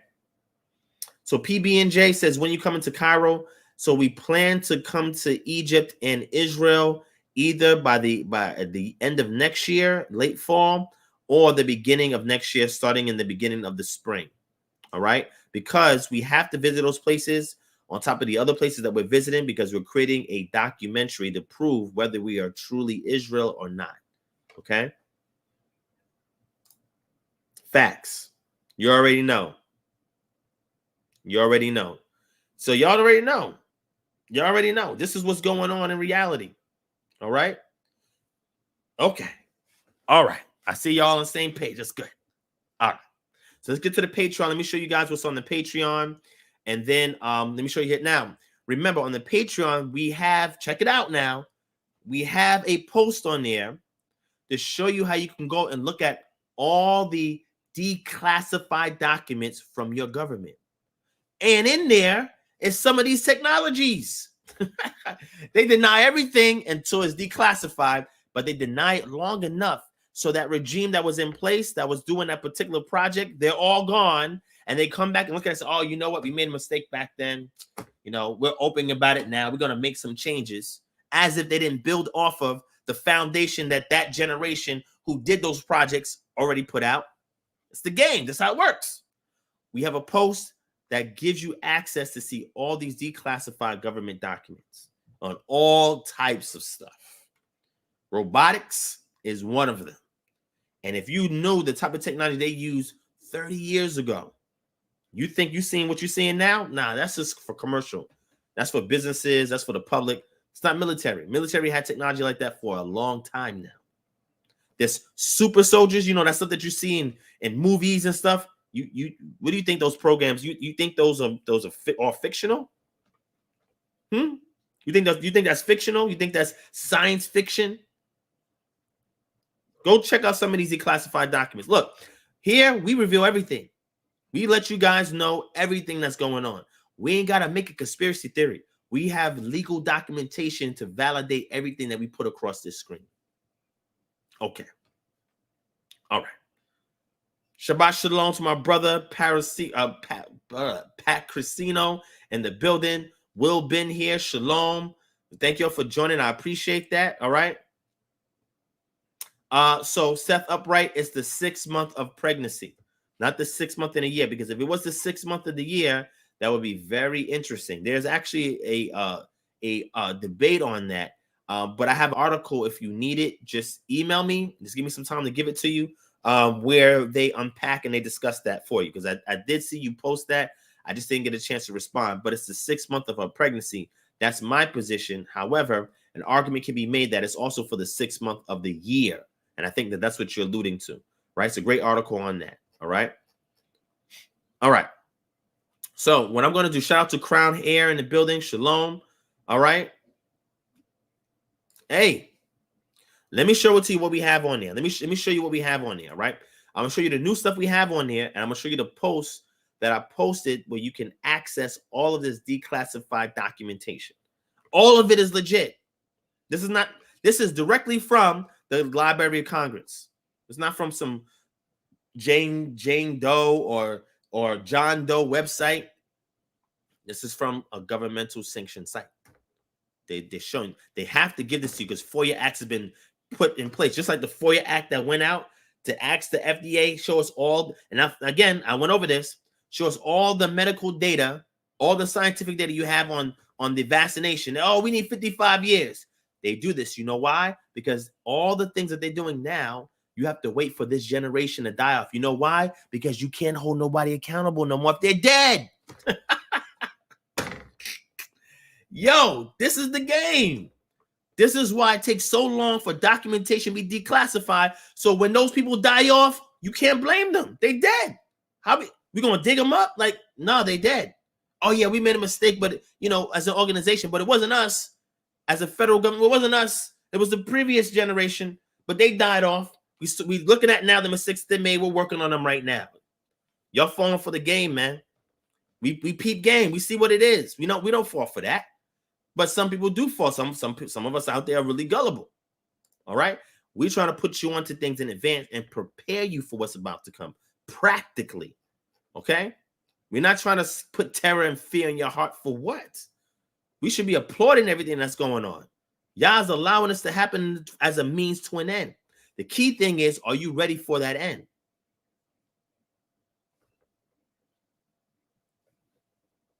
Okay. All right. Just had to throw that out there. Some of y'all may need to do an introspective on that. But nonetheless, let's go ahead and share what we got on the Patreon now so y'all can see what y'all missing out on if you don't have the Patreon, which is our 24/7, 365 after party. All right, so I added what's called the functional medicine tree. It's a post that I added where it goes to the various immunology, hepatology, urology, pulmonary, cardiology, endocrinology, neurology, etc. And it goes to all these different, what we call sectors in medicine, organ system diagnosis, to the signs and symptoms, the fundamental organizing systems and core clinical imbalances. Can I zoom in? Oh, it's not going to let me zoom in. And then it goes into assimilation, digestion, absorption, microbial GI, respiration, defense and repair, your immune system, inflammatory responses, infection and microbiota, energy regulation, mitochondrial function, biotransformation, elimination, toxicity and detoxification, communication, your endocrine, your neurotransmitters, your immune messengers, your cognition, transport, cardiovascular, lymphatic system, and structural integrity from the subcellular membranes to the musculoskeletal system. Antecedents, triggers, and mediators into the mental, emotional, spiritual influences, genetic predisposition, experiences, attitudes, and that breaks further down to relationships, stress, nutrition, exercise and movement, sleep, and relaxation. Personalizing lifestyle and environmental factors. Now, when it comes to naturopathy, this is how they view holistic healing. It is a whole intricate system. Everything is interrelated. Everything is interrelated. They're not isolating this thing and say, you know what? It requires human intervention. We got to go and we got to do surgery. We got to go and we got to medicate. We got to go and we got to manage. No, no, no, no. That one system is tied to another system. It's tied to another system. It's tied to another system. So the problem is not here. The problem could be here, but then it shows up here and you're trying to treat this and that's not the problem. Okay. So what I do is we give you free game. I give you this post from a book that's 2,000 plus pages long about that goes into naturopathy that is written by NDs, naturopathic doctors. And I give you this post as a summary of what that system looks like. But I also give you another book and I'm going to show it to you in 1 second. So check it out. All right. All right. I also posted this book, a throwback book from the 60s called The Black Jews of Harlem by Howard Bratz. Okay. And this goes into detail about who's this here. Let me see if any of you know who this man is right here. If you know who this man is right here, I will send you $20 Cash App. Tell me who this man is right here. I'll give you $20 Cash App. $20 Cash App. Tell me who that individual is right there. Who is that, family?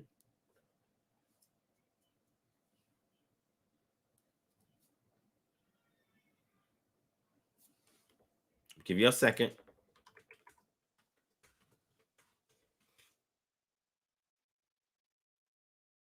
Who's that?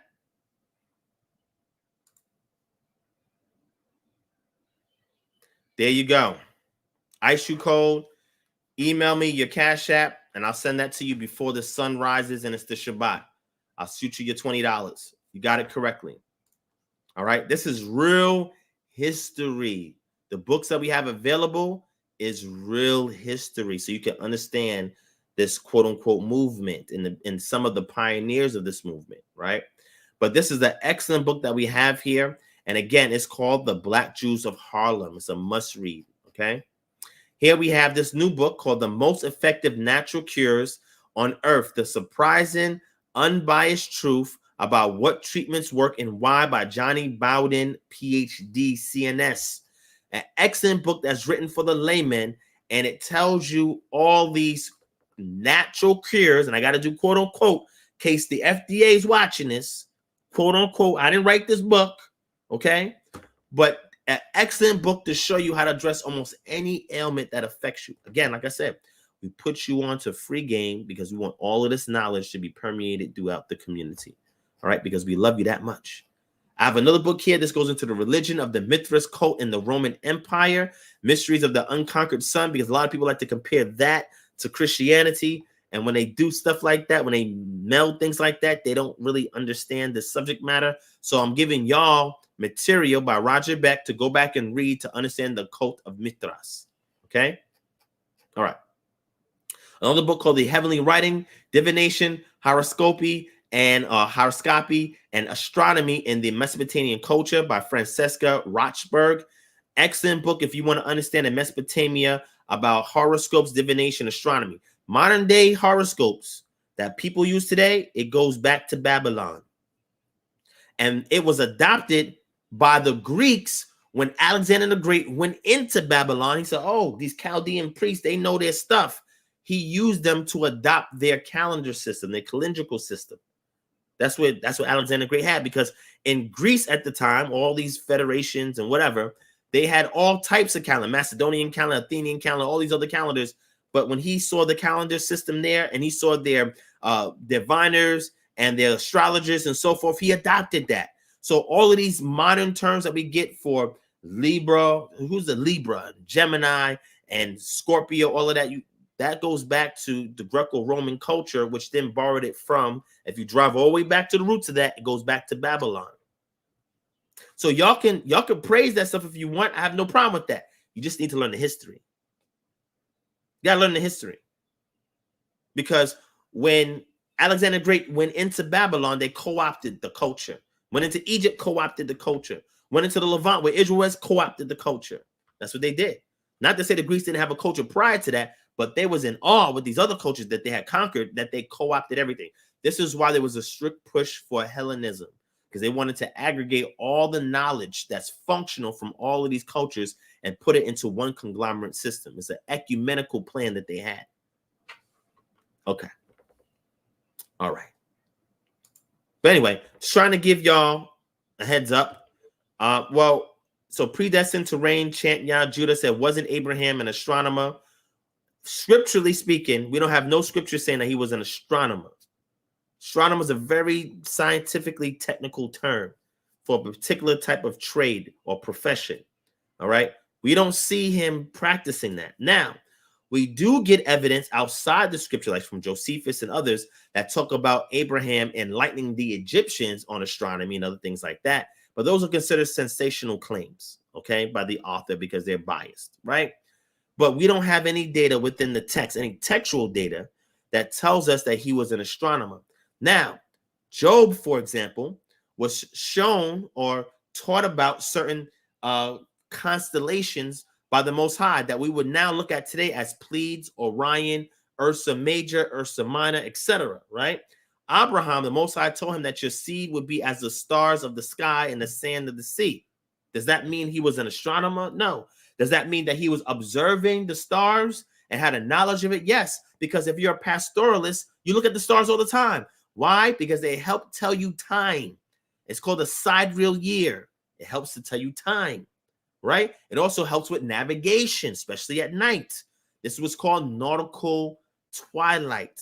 So you can see the stars or nautical star twilight. It's a amount of twilight. And once it starts to get dark, where you can see the stars without it being fully dark, use it to navigate. But you also have astronomical twilight, which is where it gets almost close to pitch black, where you can see the stars even more, right? So you can see what constellations are there.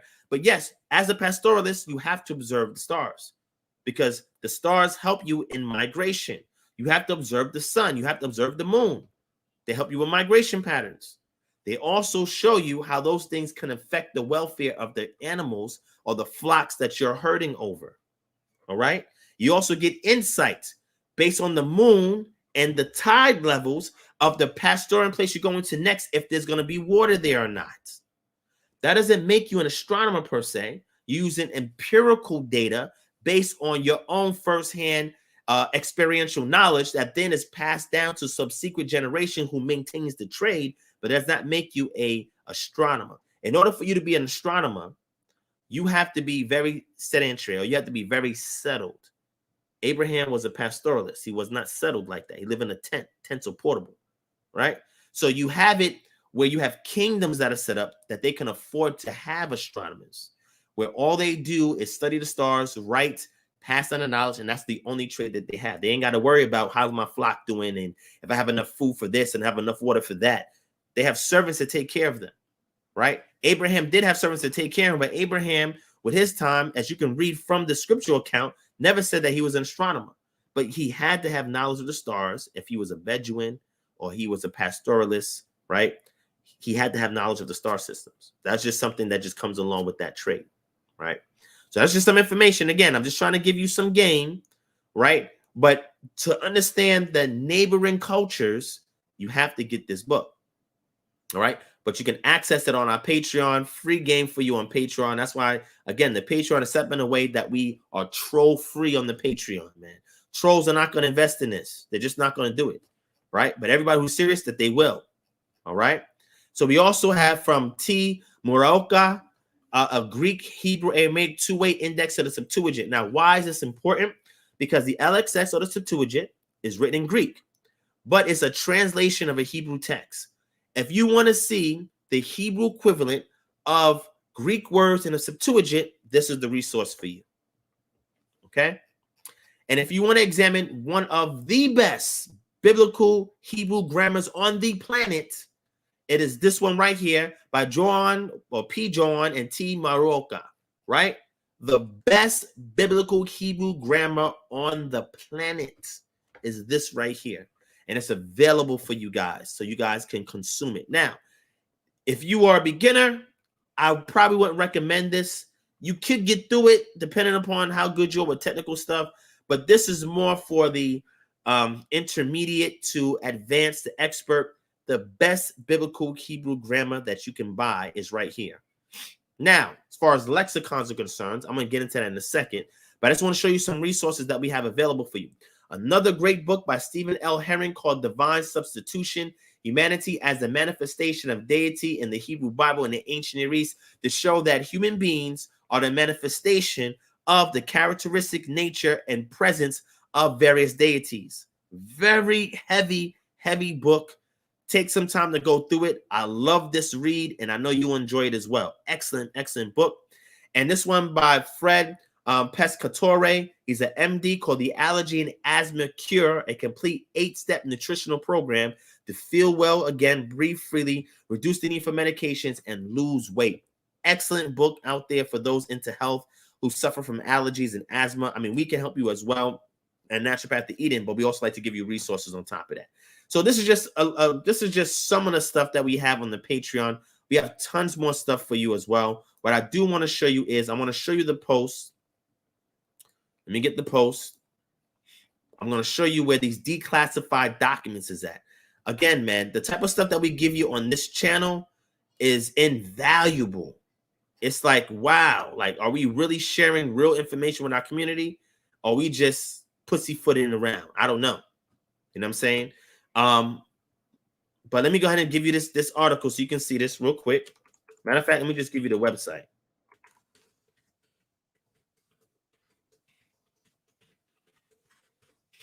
I'll give you the website. I'm going to drop the link in the chat. And again, if they shut this channel down for whatever reason, you know why. Okay? All right. Yes, thank you for the donation, my brother D. Glenn Royal. I appreciate that, Elder. And I don't know if you're familiar with that Biblical Hebrew Grammar book. You may be, but if not, excellent book to get. And also, I'm going to talk about these 2 lexicons as well in a second. All right? We're going to get to this stuff in a second. I'm going to get to this material. We're going to jump into the show. But we like to always give stuff. I'm not always going to, listen, we're not here to spoon feed you. All right? We're teaching you how to use the spoon and feed yourself. Okay? This is why a lot of ministries and congregations or whatever, they don't like this channel, because we're teaching you how to be self-sufficient. They want you to be so attached to their teaching and their knowledge and whatever, and we're teaching you how to do it for yourself. You ain't got to take nobody's word for it, not even DivineProspect. Here's all the resources you can go use for yourself. All right? So let me go ahead and share with you this website. Check it out.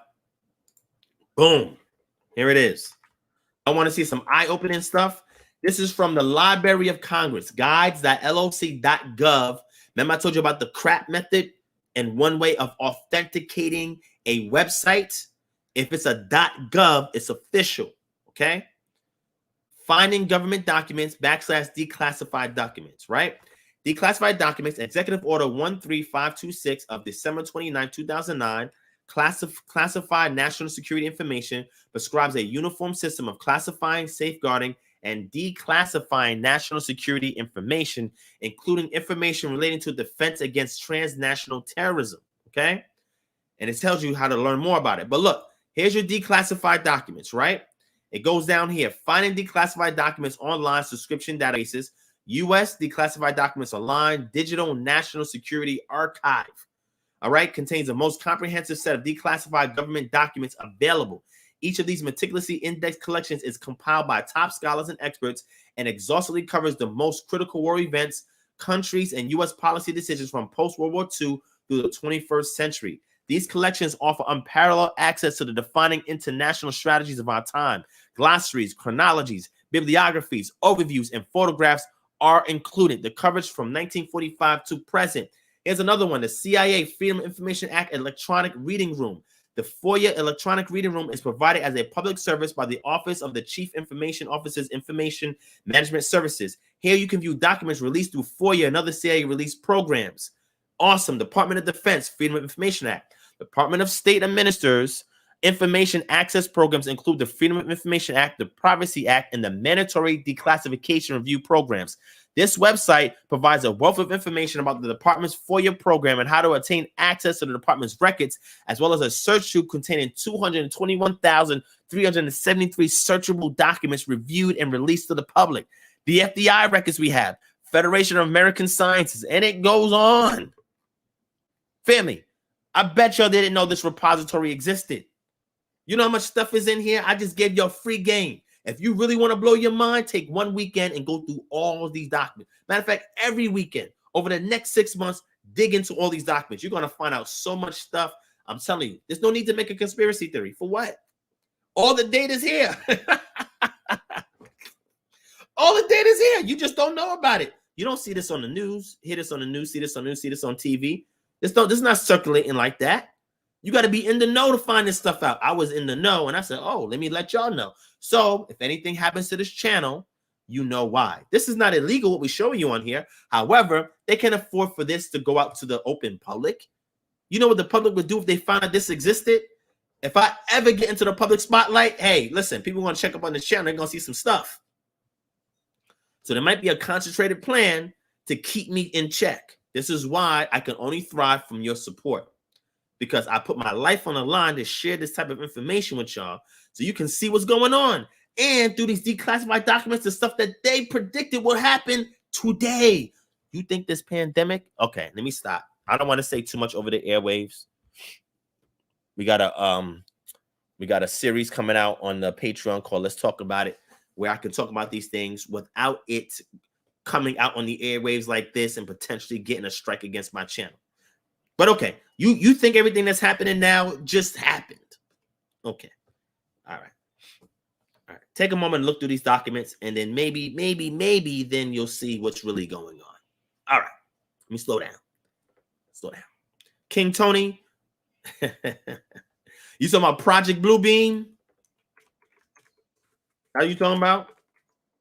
Listen, I'm not going to tell you nothing. Go back and you look it up yourself in here. Yeah, that's what he's talking about.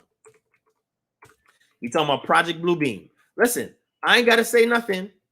Go on this website and look for yourself. Go on the website and look for yourself. Go on the website and look for yourself. That's all I'm going to say.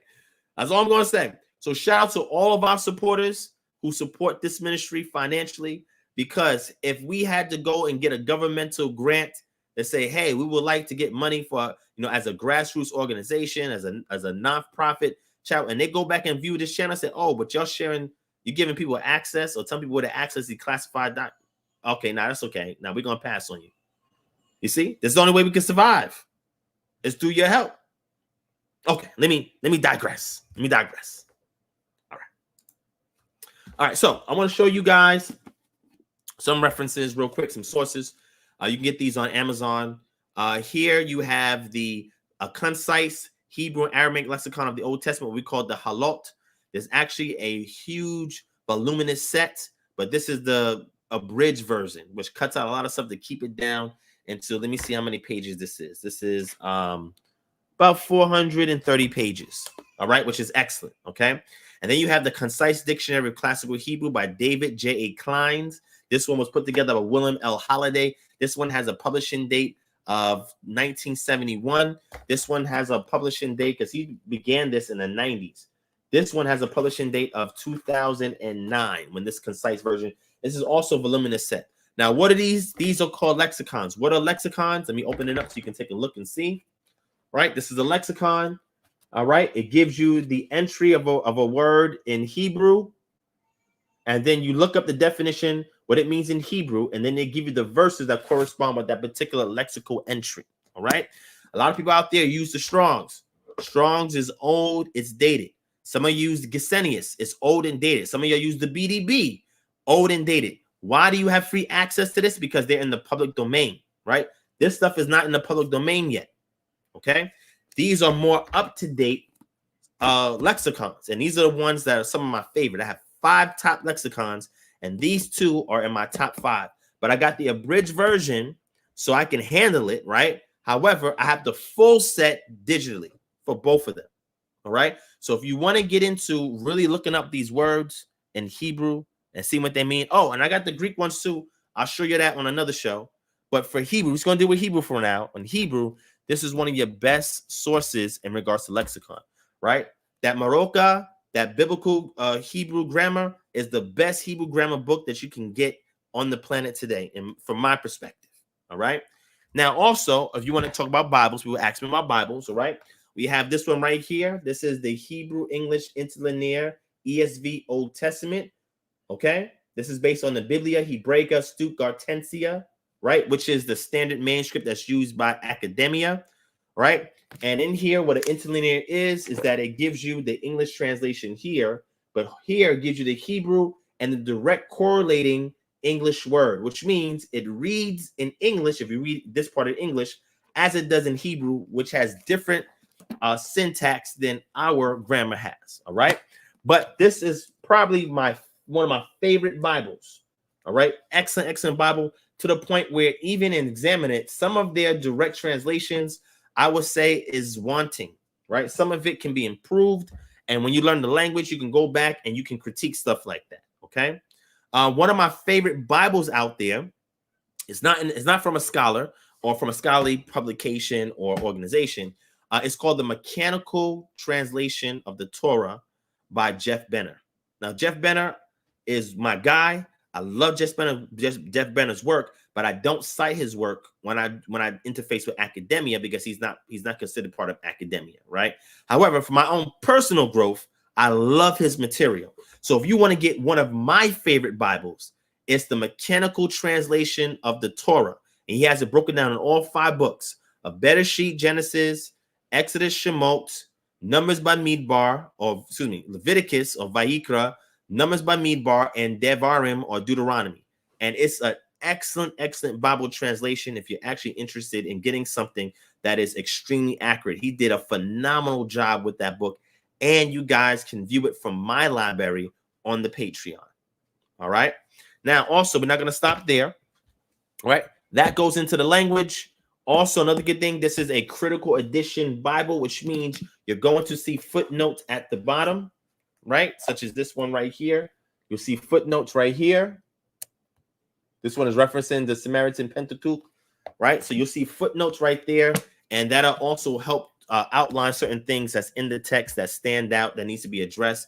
Maybe a textual variant. Maybe there is another version of the manuscript that says something different. Maybe there's something else, some other information, but something's there in the footnote that it will alert you about, okay? Also here is the gold standard, the Cultural Background Study Bible, all right? Highly recommended. Very objective book that just tells you about the cultural, the history, the geography, the customs and mannerisms and sister cultures that created the ecosystem in which the scriptures developed from. All right. Excellent book to go into the culture, the history, sister cultures, etc. All right. You need to get this book if you want to understand the culture around the scriptures.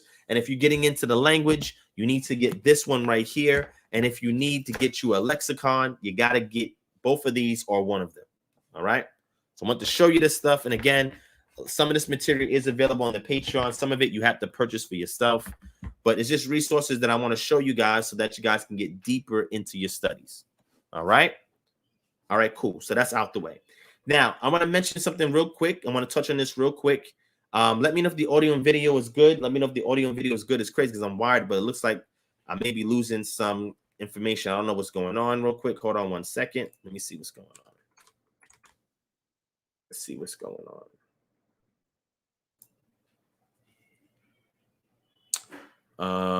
Let's do this. All right. Let me know if the audio and video is good. Hit 1 if the audio and video is good so I can finish. Somebody said it's freezing again. I don't know why it's freezing. It's crazy. Hit 1 if everything is good. Hit 1 if everything is good. Hit 2 if it's not.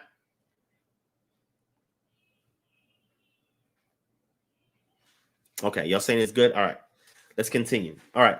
So I had a conversation recently on one of my one-on-one consultations that's scheduled every week. We have several of them scheduled every week. One of them, I was talking to the brother on there, and he was asking me to define ethnicity, right? So I told him that the modern state of the term ethnicity and the conceptual framework behind that we have established today is not the same that it was back then. All right. Thank you, Sister Navia Yashrael, for the donation. I appreciate that. All right. And thank you for giving, family. We make the trolls hate. They hate. Every time they see y'all give to this ministry, y'all tune in, y'all share these videos, they get mad. Oh, well, we're doing a work here that they only can dream of doing, right? Hit the thumbs up button if you're enjoying the context. Hit the thumbs up button if you're enjoying the context. And let me know if there's any issues with the audio and video. All right. So let me get back into it. So They asked me the definition of ethnicity, and they was mentioning like race and stuff like that. And I told them these are modern constructs. These are terms that are modern. They did not exist during that time period, right? And a lot of people don't realize that. And what happens is they place their modern contemporary understandings onto the text. And when you do that, you're not going to get the full understanding of what the text is conveying. You must first reconstruct and restore what the text is conveying from the authors to the immediate audience within the historical context. And then once you understand that, then you do a one-to-one mapping where you try to find correlations between those elements when they're rightly interpreted into things that it directly corresponds to today. And a good example of that is means of transportation. They have means of transportation back then. We have means of transportation now, right? Currency. They had currencies back then. We have currencies today, right? And more stuff like that. Diets then, diets now, et cetera, right? So the key thing in looking at this is for us to say, okay, how does the scripture itself identify ethnicity? Now, in the realm of academia, you have what's called the ethnogenesis of a people. When a particular group of a collective of people decide that they want to stand out from the neighboring tribes and groups and clans, that they create things that are distinct. It may be mythology, it may be an oral tradition, it may be a custom, a mannerism, a practice, you know, a way that they bury their dead, a way that they build their homes, the diets that they eat.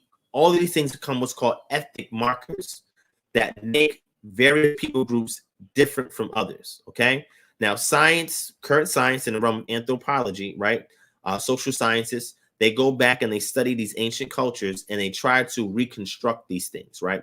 That's why I also have a book on the Patreon that's called The Daily Lives of Ancient Israel. Go back and check that out. That is an awesome book because it blends archaeology with the text and it reconstructs what a daily life and routine would look like for somebody that lived back then as opposed to how we live today. And when you understand that, you're more sensitive to the things that are written in the text and you can relate to it more, right?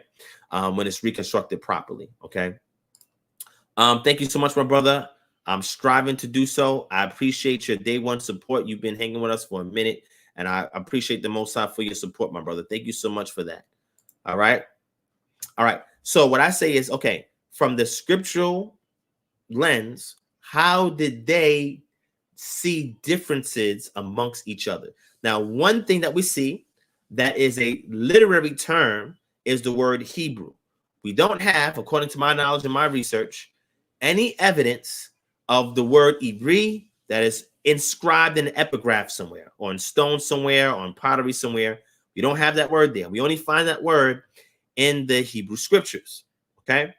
It's a literary device. It's a term that is used to differentiate or that is creating an ethnic marker or showing the ethnogenesis of a particular person by what's called an eponymous ancestor, meaning that an ancestor that is alluded to who is responsible for the current people group or the toponym, what a place name is called, right? An ancestor that represents that, right? That's what your eponymous ancestor is, right? So the reason for this and why this is important is because Abraham is a eponymous ancestor according to the lens of the Israelite authors of the Moabites, the Ammonites, the Edomites, the Ishmaelites, and the Israelites, and the Midianites. They all are connected all the way to this forefather called Abraham, right? According to their narrative, right? He's the forefathers of all these people groups. But over time, these people groups became distinct from Israel, especially when Yah gave them a theocratic decree on how to establish a self-sustainable governing society based on the statute, laws, and commandments. It was designed so that they would not imitate the customs of the nations around them. This is why those of you now getting so much into this holiday spirit, you want to put up, you're so tempted to put up a tree, put up some garland up outside, put some lights and decorations. You go pass through the store, you see these Santa Claus things and these sales, you'll get tempted. I know you do, right? Because that spirit, well, what controls that spirit? The calendar. That's another conversation. I did a whole lecture on that. right? But the key thing is, do not be tempted by the customs of the other nations. That is not part of your ancestral inheritance when it comes to your culture. Your culture is your external immune system. It's designed to protect you from external pathogens that seek to undermine and destroy your covenant with Yah.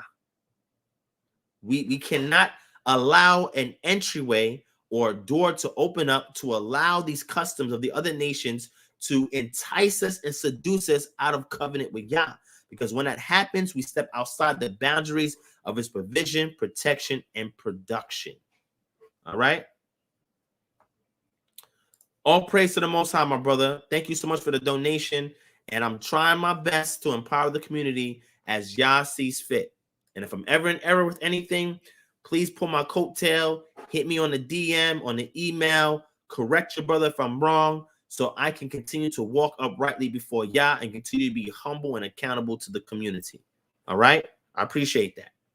And yes, Christmas is on the Shabbat. Christmas is on the Shabbat. Okay. All right. I guess it's going to. So the key thing is, over time, ethnic markers made these groups distinct. One example of a loose ethnic marker is ceramics or pottery or wares, right? And what would happen was during ancient times, certain people groups, in order to make themselves distinct, they would make certain wares a particular way. Someone had a collared rim. Some of them would have black banding on it. Some of them would be opaque. Some of them would be rough, not painted or glossed over. But these were different wares that were created that normally will follow a particular people group. You also had construction of homes. Certain home, what we call floor plans, were different between different groups of people, right? Certain materials that they used to build their homes was different. The way they buried their dead, all right? The cultic items that they had within their home, all right? The diets that they ate, right? And the remains that was left behind from these individuals, because we found seeds and bones, which will show us that, around the eating areas, around these places that are excavated, so we know the diets that they had and things that they consumed, right? So all of these things make different groups distinct. The Philistines, for example, they ate pigs and dogs. Israelites did not eat pigs and dogs. The Philistines had a pentopolis along what's called the coastal plains in Israel today. The Israelites were more in the Central Hill countryside, all right? All the way down to the southern, south of the Negev desert, all right? So these things make groups distinct. So even though they have an eponymous ancestor, they all have threads that go back to, over time, there's distinctions that happen amongst these people. For example, Esau and his descendants, the Edomites, they settled in Mount Seir, and they dispossessed the Horites, was another people group that lived there, and their deity used to be Yod-Heh-Wav-Heh when Esau was in his father's household. But when Esau left and his descendants went and set up a chiefdom in Mount Seir, they picked up the god Kos, Q-O-S. They picked up a totally different deity. Same thing with the Ammonites and the Moabites. Their deity once was Yod-Heh-Wav-Heh when Lot was in the household of Abraham, but then over time they picked up another deity called, two deities that they have, which is called Milcah, or that's called Molech. And then they picked up another deity, which is what's his name? Oh man, Molech. And the other one is the one that Misha spoke about, Chemosh. So they picked up other deities, and these other deities they covenanted with, and these other deities had their own statute, laws, and commandments for them. That's why we see in 2 Kings chapter 3, Misha gave up a body, and when he gave that body up, the Israelites could not continue to pursue him in battle. Wrath came against them, and he gave up that body.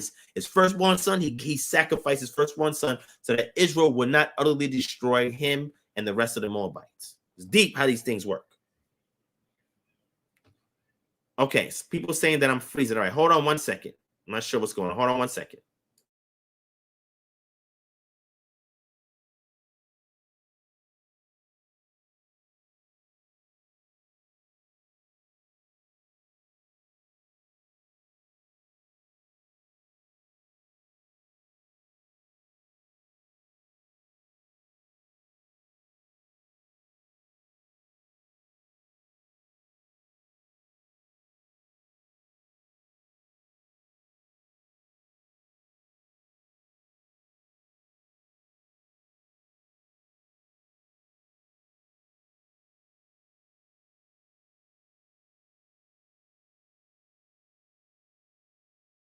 All right, let me know if this is better. Let me know, hit 1 if this is better, or hit 2 if we're still having connection problems. Let me know if this is better.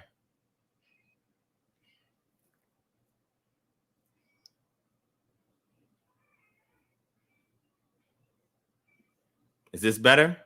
Hit 1 if this is better.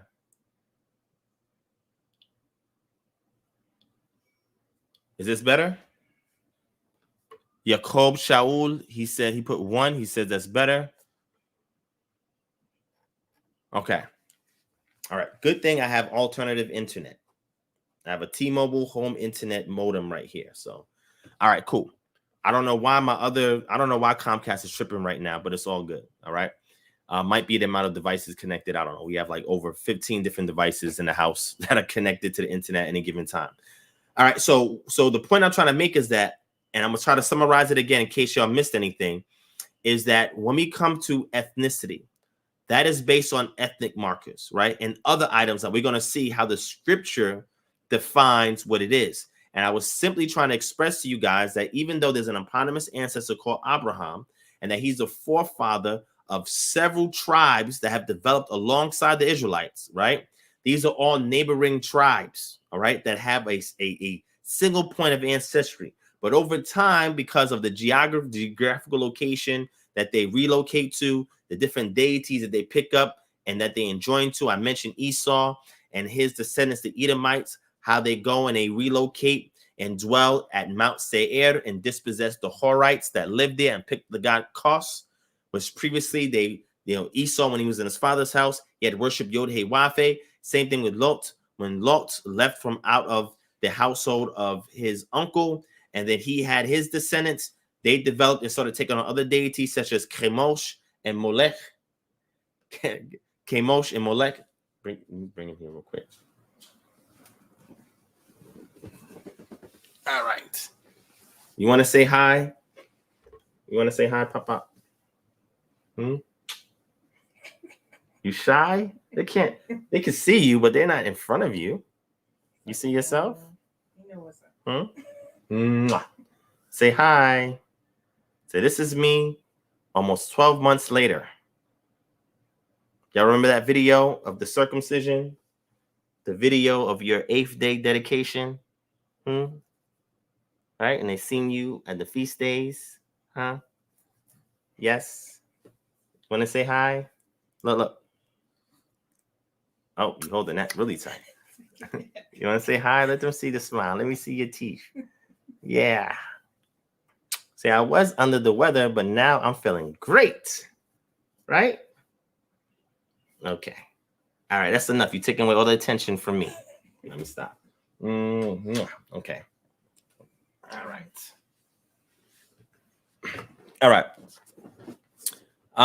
Thank you for that. Thank you for that, family. All right.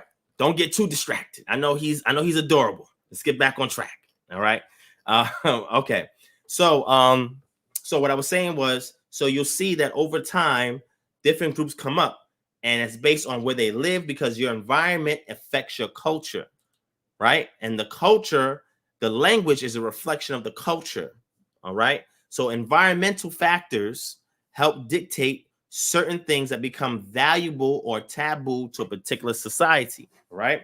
So this started to happen over time as human migrations occurred and various groups of people settled in certain areas, okay? So remember, you have ethnic markers that show you differentiation between people groups and then other things. So this is what they examine in academia. Scripture, let's go to scripture and see what the scripture says in regards to this so we can better understand the text. And again, it was not predicated upon race or color, what we know today as race or color. They identified differences amongst people groups much differently. Remember, I went into the R haplogroup, right? When I share that with y'all. And if you look at other haplogroups, it gives you an idea, at least from the realm of science, about people groups and their migrations, right? So let me show it to you. Let's get scripture real quick. Let's get into this. You see, some of y'all were quiet in chat until I put my son on the screen. And now I see y'all saying stuff. Y'all can get involved as well. You ain't got to be too quiet. You can get involved. I appreciate that. All right, so here we go. And what I try to do, just so y'all know, from about 5 to 7 o'clock before my son takes his nap.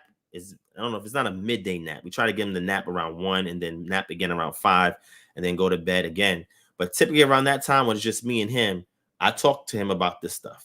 He obviously don't understand what I'm saying, but I'm speaking to him about these things, like my studies and things that I do.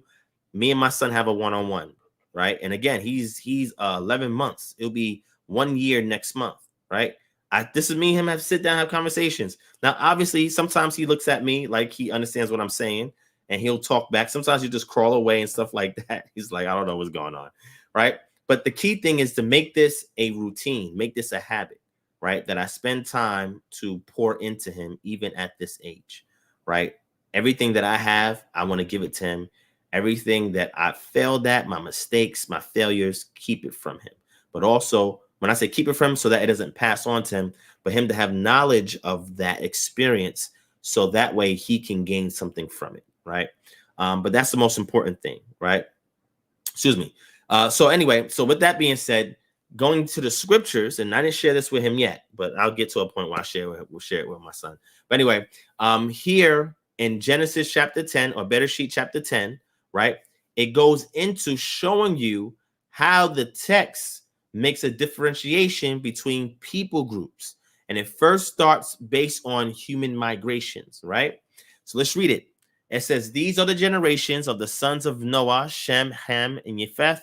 Sons were born to them after the flood. The sons of Japheth were Gomer, Magog, Madai, Yavan, Tubal, Meshech, and Tiras. The sons of Gomer was Ashkenaz, Riphath, and Togarmah. The sons of Yavin are Elisha, Tarshish, Kittim, Dodanim. From these, the coastland peoples, so they called them something, the coastland peoples based on the region in which they were, right? Spread in their lands, each with his own language, by their clans and in their nation. Slow down right there. So the ethnicity, according to scripture, are the land in which people live in, the language they speak on that land. The clans was the family units, the greater family units, and then the nation, which is a covenant or a pact that various family units make together to govern a large piece of land. Nothing about color, nothing about race. That is a modern construct, okay? And that has been placed into our current psyche as a means to divide and control us.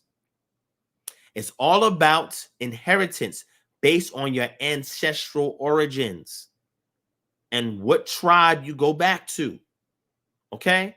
So this is how the scripture identifies ethnicities based on their land that they live on, the language that's spoken on that land. Why? Because a lot of things that are in the lexical data bank of a language is based on the environment. Here's an example of what I mean by that.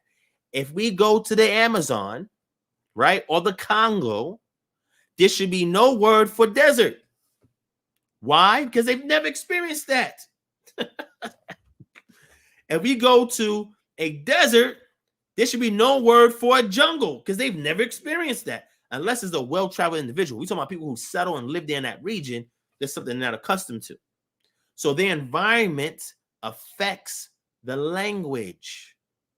So there's a land that people live on, a language they speak on that land, family units, and then the nation, which is a conglomerate of family units that come together by pact or covenant in order to govern a large piece of land together, almost like what we call a democracy. But it really wasn't a democracy, right? Well, it depends if you look at it. It wasn't a real democracy.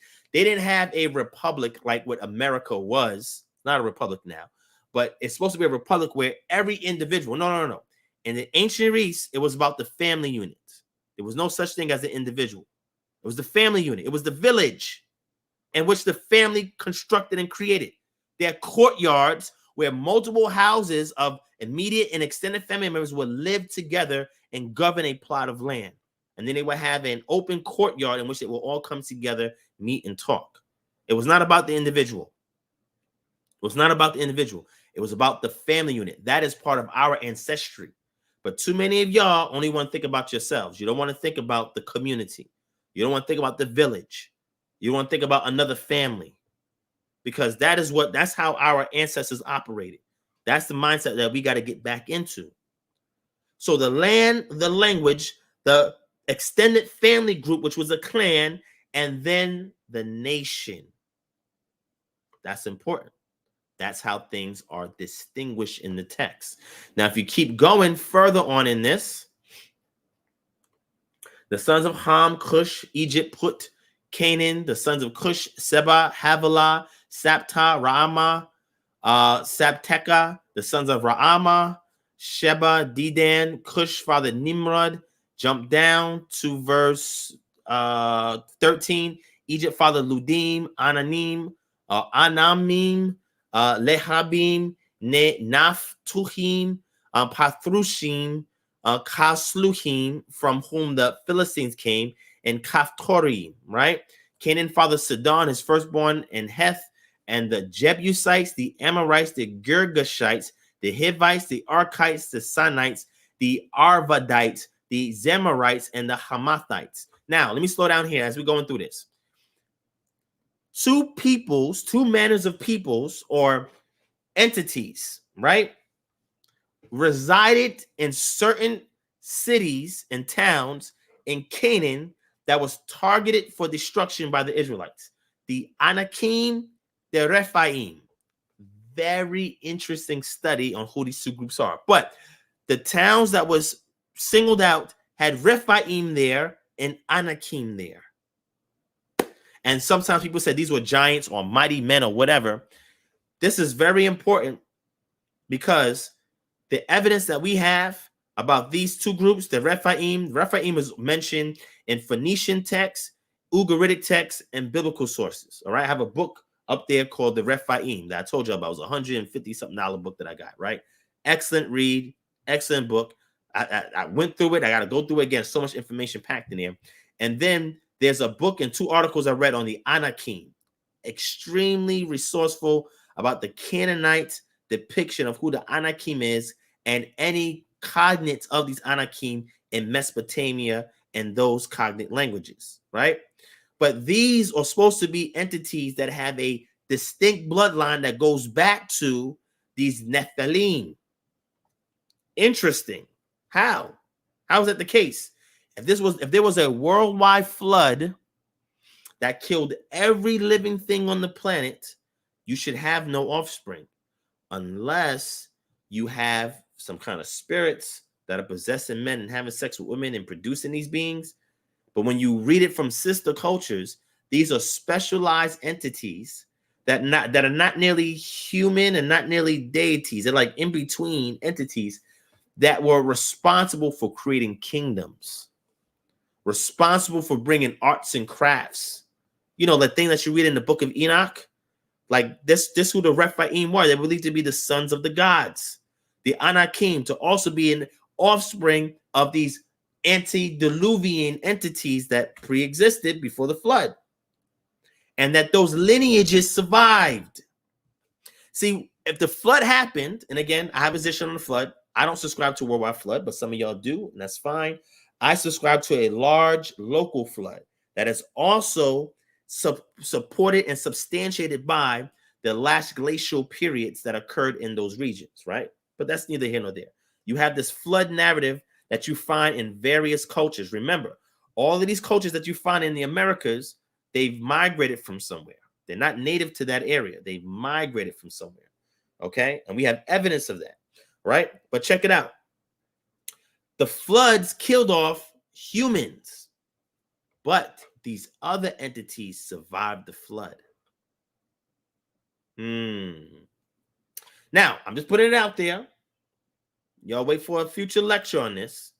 But the key thing is, because they survived the flood or they survived judgment, they took their knowledge and they gave it to these other nations that withered away their worship of El Shaddai. So the Amorites, which was the people group that were harboring these Anakim and Rephaim that set up the Amuru kingdom in the Levant region, right? the Most High told Abraham, the sin of the Amorites is not yet full, because the Amorites were supposed to take care of their own dirty laundry within their own household, and they chose not to. So Yah singled them out. This is why. Matter of fact, let's get scripture. Hold on, I'm about to get a little deep here. Wasn't trying to get deep, but let's keep going. I guess I can get a little deep here. I get a little deep here. All right, check it out. Let's get a little deep. All right, check it out.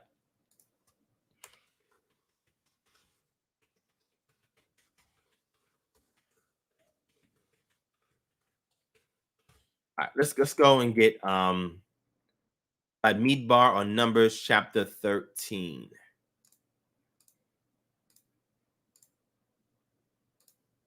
Get Numbers 13, and let's scroll down.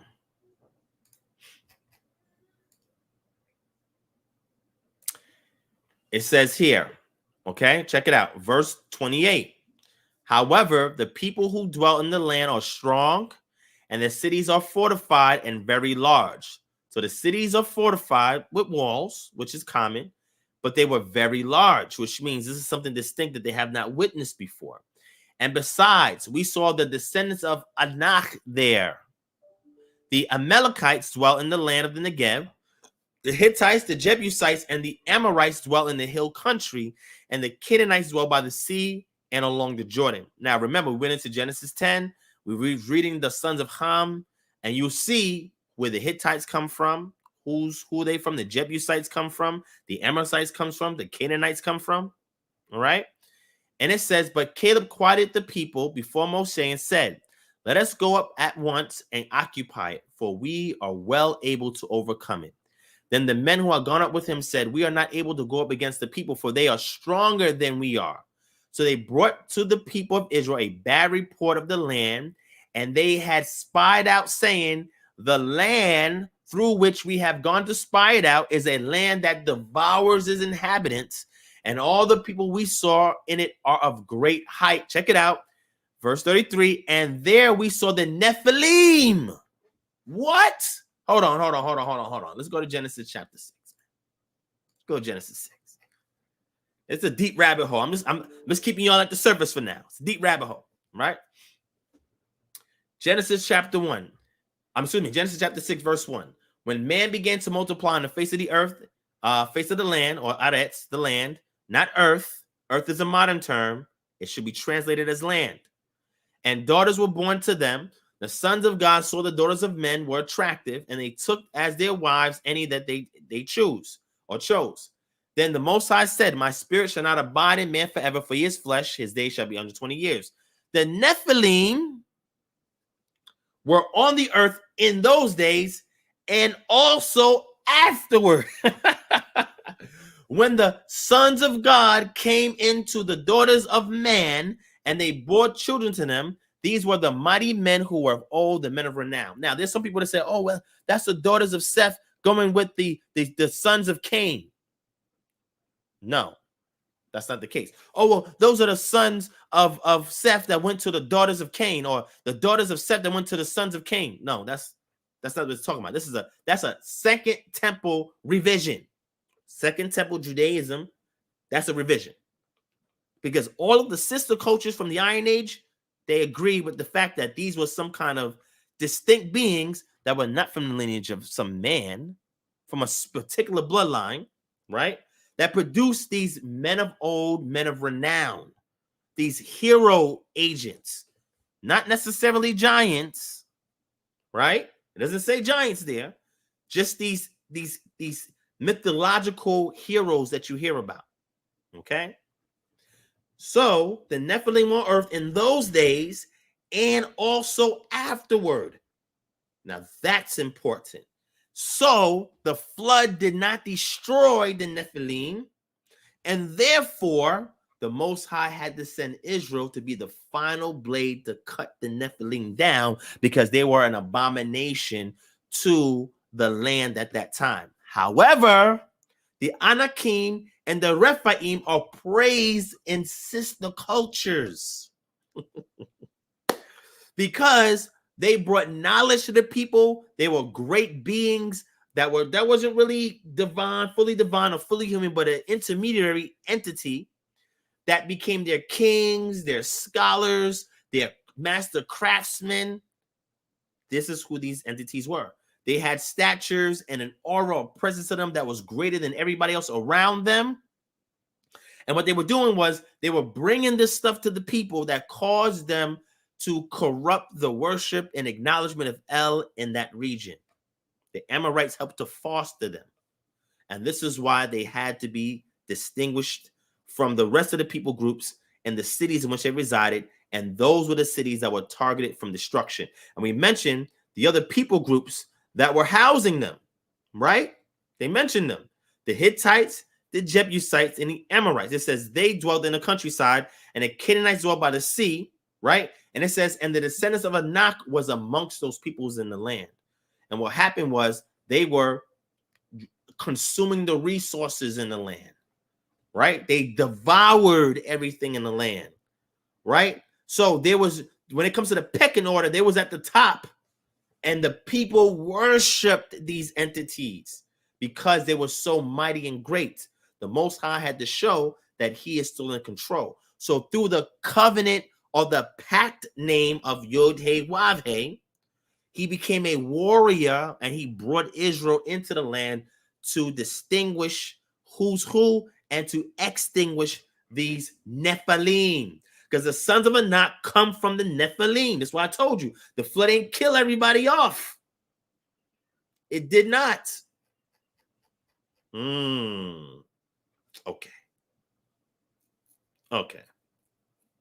All right. Correct. You're absolutely correct, Charles West. And for those people who subscribe to the book of Enoch, Enoch gives a lot of the oral tradition data behind these entities' ancestors. And there's a lot of other contemporary works during that time period that was written by neighboring tribes about these groups. And Yah says, no, they can't stay there because they are corrupting the peoples. So from the Israelite perspective, they had to go. All right. Now, let me show you some evidence from a sister culture of giants, right? Check it out.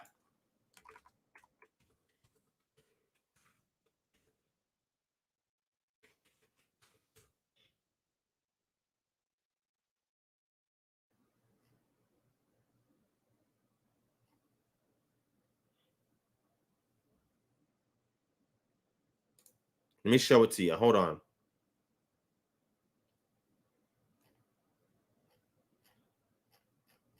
Check it out.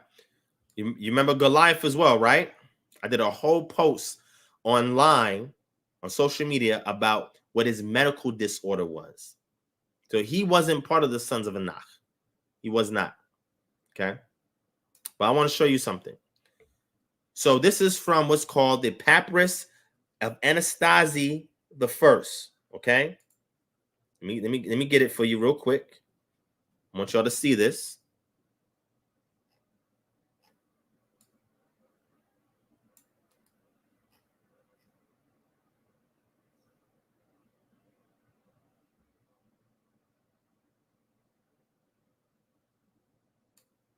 Hold on, let me get it. This wasn't even the direction I was going today, but hey, it is what it is. All right, so hold on, let me get it for you real quick. Let me find it from my archive.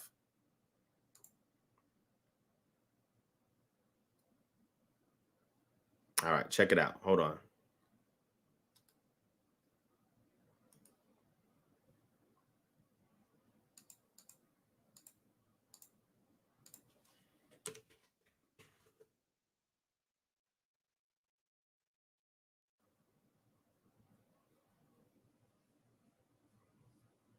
All right, check it out. Let me show it to y'all. Let me blow this up.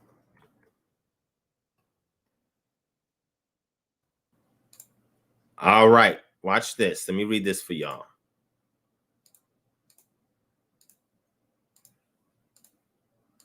All right. As the following Egyptian text from the reign of Ramses II shows, there were giant Shashu people living in Canaan west of the Jordan River and Dead Sea in the 13th century BC. It is also certain that these giant Shashu are to be identified with the Anakim giants whom the Israelite spies encountered in southern Canaan at the time of the Exodus. These Shashu giants are mentioned in an ancient Egyptian text called the Craft of the Scribe, which is found in Papyrus Anastasi I, and which dates to circa 1250 BC. Now, actually, I think they were Middle Kingdom stuff that was found later, but that's a different conversation.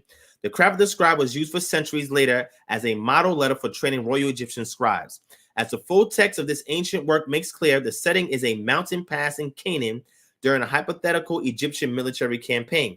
The face of the pass is dangerous with Shashu hidden under the bushes. Some of them are 4 to 5 cubits, nose to foot, with wild faces. James P. Allen, who translated the Craft of the Scribe in the 3-volume set, The Context of Scripture, states in a footnote that 4 and 5 cubits means that these Shashu range from 6 feet 8 inches to 8 feet 6 inches tall. Allen correctly assumes that the cubit mentioned in this text is the Egyptian royal cubit. However, he seems to have underestimated its height slightly. The actual size of Egyptian cubit was 20.65 inches. 4 Egyptian cubits at 20.65 inches equals 82.6 inches, or slightly above 6 feet 10 inches. 5 Egyptian cubits equal 103.2 inches, or about 8 feet and 7 inches. A cursory reading of the above quotation would seem to suggest that some of the Shashu giants were even taller than 8 feet 7 inches, since the measurement given is from nose to foot and not from the top of the head to the bottom of the foot. However, I consulted my colleague, the Egyptologist Charlin Ailing, and according to him, the phrase in hieroglyphic means total height. Now, this right here, just so you can know what source we're looking at, because we don't just do ambush scholarship here. It's called Goliath and the Exodus Giants. How Tall Were They? By Clyde E. Billington. All right. I'm going to post this on the Patreon, so you can get to check it out after this session is over, if you're interested in reading this any further. Okay. But the key thing that we're looking at here is to see that how, again, we started off with looking at ethnicity, the biblical definition of ethnicity by land, language, clans, and nation, right? And then from there, we've seen the descendants of these people groups, where they migrated, where they settled at, right? And this is why you need to have an atlas. Matter of fact, let me show you an atlas. Again, this is also on the Patreon, right? Check it out. This is how deep we get into our classes, but I'm gonna show it to y'all. Check it out. Let me show it to you real quick so you can see.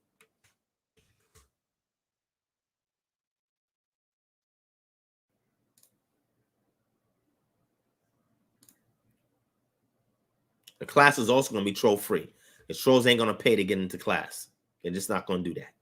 All right. They want to hassle you and heckle you for free. They're not putting their money into nothing. All right, cool. Let me get this here so you can see it. The Hebrew Bible, period. All right, here we go.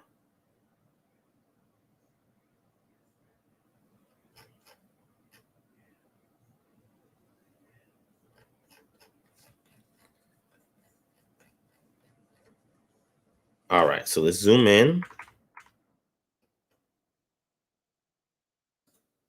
So this is why it's also good to understand ancient geography, so you can see where all this stuff is happening at. Here it is. Table of Nations. You might have seen this image online. This is the actual book that it comes from. All right, you see where Ham settled. And again, remember, Ham and his descendants who settled in what we know today as Africa, they only settled in these areas here. They didn't know anything about Central Africa, South Africa, or West Africa. Please keep that in mind. Please keep that in mind. Okay. And as far as the Japheth, we see him here. Shem, we see him here. Okay. And where they settled, you see that here, right? Here's the biblical table of nations, right? Where everybody's at. You see Ludim here, Kaftor here, Kittim, all right? Aram, Heth, Sidon, Canaan, Joktan, right? You see that? Dedan, right? Misraim, Put, Cush, Ramah, Sabta, Sheba, Ophir, Havilah. The genealogical table in Genesis 10 reflects Israel's views of world geography in the post-exilic period. It was probably compiled in the 5th or 4th century BCE, incorporating earlier materials and primitive traditions. The peoples of the world are divided into 3 groups descended from the 3 sons of Noah, Shem, Ham, and Japheth. Despite the many doublets in the list, it is evident that Shem lives to the east, Ham to the south, and Japheth to the north, corresponding to the 3 regions of the earth then recognized. The names are represented here on a modern map of the Middle East. Okay. All right. And it gives you some more. It says the biblical table of the nations in the Hellenistic period. It says the Book of Jubilees from the 2nd century BCE presents a revised form of the table of nations in Genesis 10, interpreting it in the light of the new geographical knowledge of the Hellenistic period. It tells how the world was allotted to the 3 sons of Noah. Shem received the best part, the central part of the earth, bounded by a line extended northward to Tina or Dawn, river through Karaso, Hellespont, and the Caspian and Me'at or Azov seas, and southward from Karaso through Lud to the waters of Dedan on the Red Sea. All the lands north and west of this line belonged to Japheth, and the lands south and west were the heritage of Ham. All right? Then it gives you the ancient Near East in the 3rd millennium, right? Give you the various cities and so forth. The Amorites you see here that produced the Amuru kingdom. All right? Here's the other cities that was there during that time period. This is before those, a lot of the cities that you see in the scripture that the Israelites settled in. Sometimes the Israelites would maintain the name of the city, and sometimes they would change the name of the city, right? It just depends. You see Joppa here, Megiddo here, Beth Shan here, Jerusalem here, Afek here, Gezer here, Gaza here, Arad, Kadesh Barnea here, and then over here, Mari, because we have text from Mari that was discovered, Ebla, text from Ebla that was discovered here, Nuzi, right?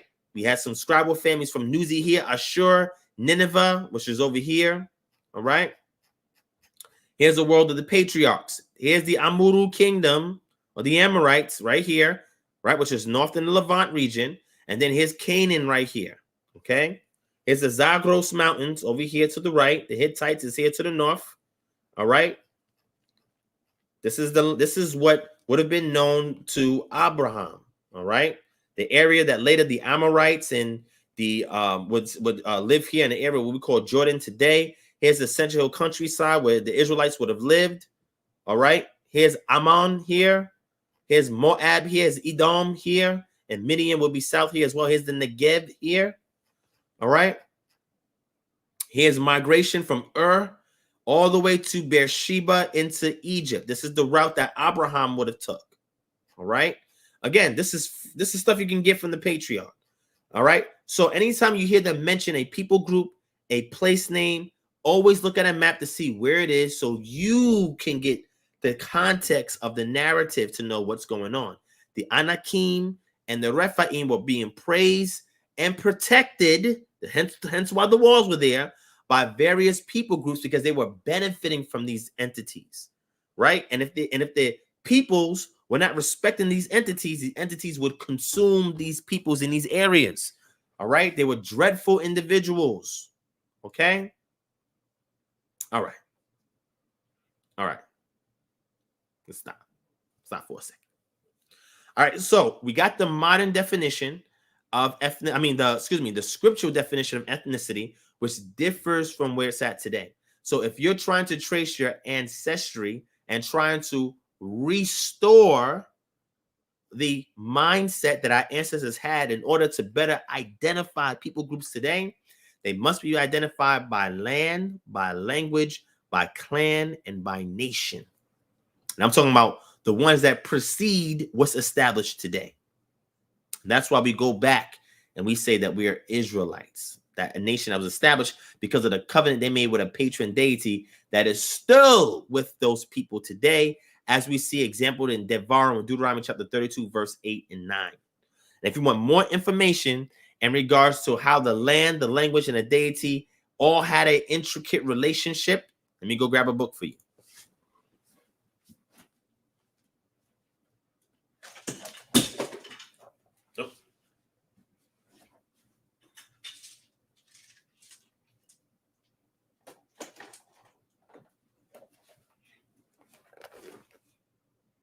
All right, here it is right here. It's called The Gods of the Nations, a study in ancient Near Eastern national theology. All right, and you got to remember, the Israelites had a familial cult or practices that was done in certain families that later on became nationalized. Okay, we see this progression occur in the scriptures. Okay, Exodus, the Pesach or Passover, and unleavened bread was kept amongst individual families and clans. It didn't become nationalized until the Israelites settled in the land and they were under a monarchy. All right, keep this in mind. There's also another book that's written, very good book. Forgot the name of it. Matter of fact, it's here in my article right here. This is what we read. I get this quarterly. I think it's quarterly. I get it now, or every other month, or something like that. Every time I get this, I read it from front to cover. Right? There's a book in here that's very interesting that I started to read, and I have the digital version, and it'll be on the Patreon soon. All right. Oh, let me show you this too. We have this on the Patreon. This book right here. Let's see if we can zoom in. It's called The Harvest Handbook of Bible Lands, right? See this? Earn an accredited MA, PhD in Archaeology and Biblical History.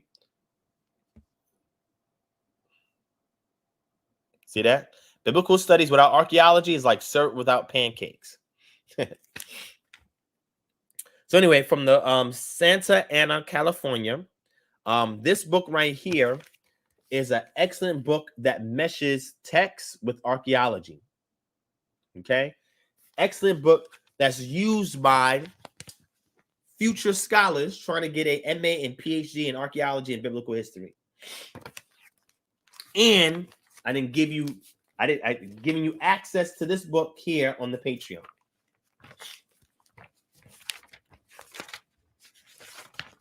Hold on, let me find this book that I recommend that y'all get. I ordered the and this book right here has Archaeology Buried the Bible by William G. Dever. Excellent book. You can also read that on the Patreon. Here's the book right here. This is the one. How did ancient Israel begin? Early Israelites, two peoples, one history. Now, this is one of the theories that's coming to now, is that the northern tribes and the southern tribes come from two distinct ancestors. And then they formed a pact under Saul, David, and Solomon. And they became one group. All right. But after Solomon, they divided and they went back to their own individual, what we call extended clans. All right. They became two separate and distinct nations. All right. So I'm starting to read this book to get some more insight into that new theory that's emerging, which is very fascinating. But I also ordered the book because I want a physical book here to read it as well. But I'll go over that once I finish reading the book with y'all and explain to you what that theory is, because you might hear people start speaking about it. Also, I'm gonna tell you about the institutes and the organizations that I'm a member of.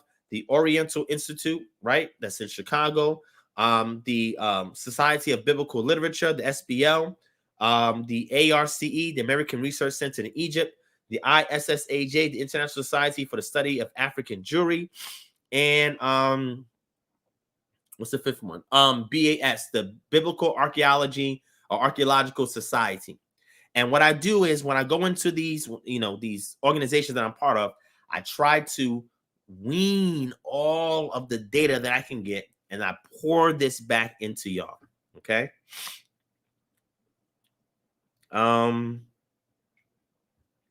King Tony says, once you step outside the Hebrew scriptures, you can make up any theory. Well, yes and no, but it depends, right? What we do here is that we use archaeology to validate claims in the scripture. We try to find harmony in text and archaeology, right?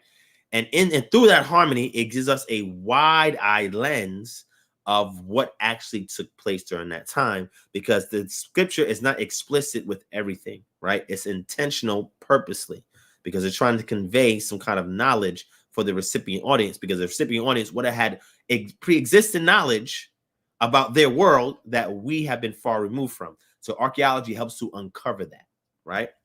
And there's archaeologists that take that approach. They try to harmonize archaeology with the scriptures. And there's some that don't even consider the scriptures and looking at archaeology. And when they considered Israel, it's not according to the Bible, but it's according to being a people group, one of many amongst the Canaanite peoples. Okay. So it's good to have a distinction, understand that. But if you want a great book that deals with archaeology in the text, let me go get it for you.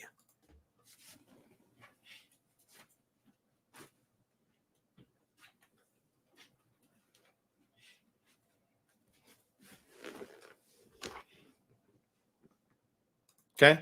I showed this one before. This is Pre-Exilic Israel, the Hebrew Bible and Archaeology, integrating text and artifact. This lays down the blueprint of what that process looks like. All right. The Rephaim that we talked about earlier, the Sons of Gods, by Jonathan Yogev. This is the book right here where he goes into Ugaritic culture, Phoenician culture, and Hebraic culture, Israelite culture, to get a consensus of who these Rephaim are. And this one right here is my gold standard called the Archaeology of the Old Testament. All right, 115 discoveries that support the reliability of the Bible by David E. Graves. Features over 160 photograph charts and maps. This is an excellent go-to if you actually want to see that. And remember, the Papyrus of Anastasia I that I mentioned earlier, it helps to support a lot of the claims that's in the scriptures. So the key thing is when you discover this existential data, right, that's found in the earth, that's been excavated, how does it mesh with the scriptures, right? That's important. King Tony, yes, I hear you, my brother. I got you. No problem. All right. All right. So what we try to do here is harmonize those things so that way we can give you the full picture, right? And be able to get you to relate to these individuals that are in the text, right? Your ancestors. All right. All right. So with that being said, I just wanted to share some information with you, give you a lot of things to kind of chew on, to go back and research for yourselves, give you the tools that you can use to actually dissect this thing yourself. And again, remember, I told you the biblical definition of ethnicity and also the Rephaim and the Anakim and how they're related to the Nephilim and how that they were cherished entities that maintain bloodlines, right? Just like almost, here's a great example of that. I'm going to give you a great example of that. Modern day Masons, people who practice speculative and operative masonry, right? They are influencers in various sectors of society, right? Because they have all of this internal esoteric knowledge that they keep amongst themselves, that because of this knowledge, right, they're able to govern and influence certain facets of society, right? And our reality in general. This is the belief. They're the biggest fraternity on the planet, right? And one of the oldest fraternities on the planet, right? So the Rephaim would be like those individuals, right? Would be like your modern day Freemasons or speculative and operative Masons. That's who they would be like today. The only difference is these entities have a much bigger stature and they would be more fearsome, not just because of their knowledge, but their presence, right? Their appearance, right? Very, very interesting, right? You can go back and research it yourself, all right? Exactly, Charles. The ancient Israelites would understand the nuance of their society, which we have been far removed today. This is why I tell you to go back to the culture.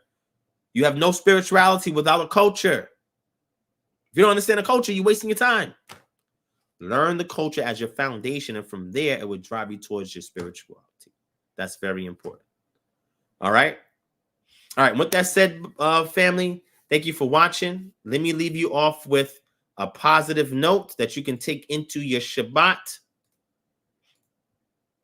Remember, I told you, if you want to know the practical application of Torah, read the book of Proverbs. All right.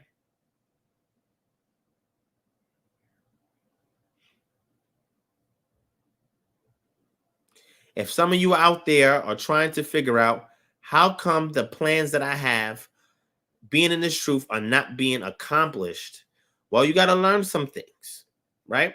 Something very simple to understand. The text says to commit to the Most High your works, and your thoughts will be established, or your devices will be established. So let's get into that. Let's get into that real quick, right? In Hebrew, the word there, gol, the root word for gol is the word galal, right? Which means to roll away, It literally means to roll away. What do you mean roll away? Roll away? I don't understand. What do you mean roll away? This is why you go into your lexicon. Where's this lexicon? Here's the lexicon.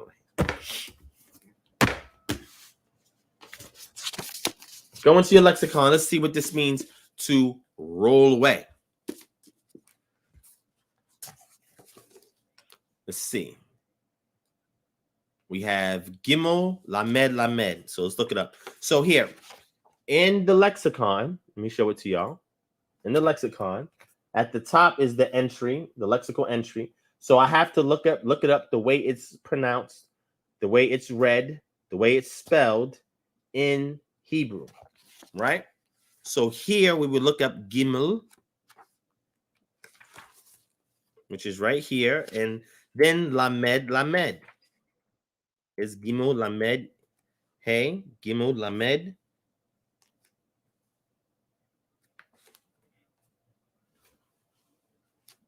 Let's see, Gimel, Lamed. Here we go. All right, so here it is. The entry is right here. See that? All right. So depending upon the verb stem, we have the cow stem here, right? It means to roll away a reproach, right? If it's in a neutral stem, it means to be rolled up, flow down like a flood, right? In the heath pole stem, it means to be befouled, right? It can also mean on account of. It can also mean, let's see, what else do we have? Wallow in something if it's the heat pole stem, right? So in this case, let me show you the text. Let me pull it up for you so we can diagnose it. That's what we call in Hebrew. We do a diagnosis, right? Right? The interlinear feature in or on BibleHub.com will help you to do this, right? So here it helps you break down the grammar. It's a verb, the cow stem, an imperative. So the cow stem, if it's in a cow stem, right, it's gol, because you have nouns or declined or have declensions, verbs are inflected. Right? That's the conjugation of the verb is the inflection. Here's the inflection of the verb right here. And it's in gol, right, which is the simple active action, right? That's what your cow stem verb is. But it's also the way you see the diacritic marks, right? You see a dot above, dot here, and this marker right here. All of that puts it in what's called the imperative. What is an imperative? Something that you're told to do, right? Imperative, right? It has the Strong's numbers keyed at the top, which is 1556. You have gol, because you have your kamet and you have your pach right here, right? And you have the dagesh in the middle of your gimel, right? And then it says to commit, lay, wallow in, to roll you down, rolled away, seek occasion, take away, right? The key thing is we want to see the proper usage within the context. So it's in the cow stem. So cow stem should give us the Proverbs chapter 6, right? Right here. It's an imperative. It means to roll away or to roll something down, right? And if you see over here to the right, you see other places where this particular word is and how it's translated, that he may seek occasion against, right? Genesis 43, Joshua, I have rolled away the reproached, right? Roll large stones, roll a great stone, lay wallowing, they rolled. So what does it mean to roll something away, right? Well, in ancient times, rocks were used to hide and cover things. You remember Yeshua was placed in the tomb, and what did they do once he was placed in the tomb? They rolled a rock over the tomb. So how do you commit to Yah? That rock that is over your heart, that stony, fleshy heart, roll it away. Roll it away. Be transparent with Yah. This is why I did a whole lecture on meditation. And when you do that, when you have transparency with Yah, that's the key thing, right? It says that your works will be established. So you commit your works to Yah, and that word, that root word there for works is the word ma'aseh, which literally means a deed. So roll away internally of the leb your deeds to Yah. Reveal it, make it transparent to Yah. And it says, if you do that, your thoughts, your plans, your purpose will be established. That is important. So if you're not rolling away that stone of your deeds and revealing it before Yah, normally through meditation. If you don't know how to do meditation, I did a whole lecture called Meditation by the Book. Go check it out. If you roll away the works or the deeds that you've done, if you do it towards Yah, you're being transparent, open about it, then your purpose will be established.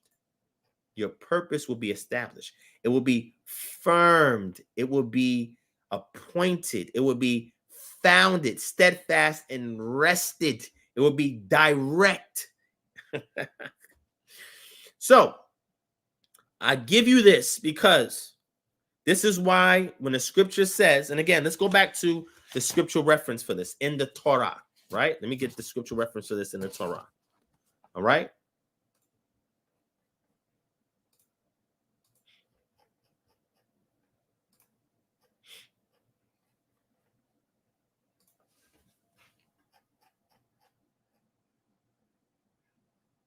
Scriptural reference. Here it is. We're going to end off with this.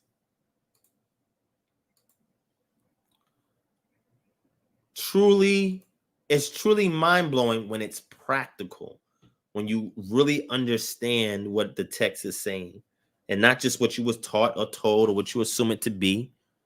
Understand the culture, the language, the historical context, right? Devarim chapter 6. Hear, O Yisrael, the Lord our God, the Lord is one. Verse 5. You shall love the Lord your God with all your heart and with all your soul and with all your might. And these words that I command you today shall be on your heart. Now, why is that important? Because one act of loving Yah is to roll away and expose your deeds to him, right? In confession. And when you're able to do that, then he can establish your purpose. He can establish your way, your devices. Okay? That's extremely important. All right? All right. And then you see Devarim chapter 4:29 says, but if from there you will seek Yah, your power, you will find him if you seek him with all your heart and with all your soul.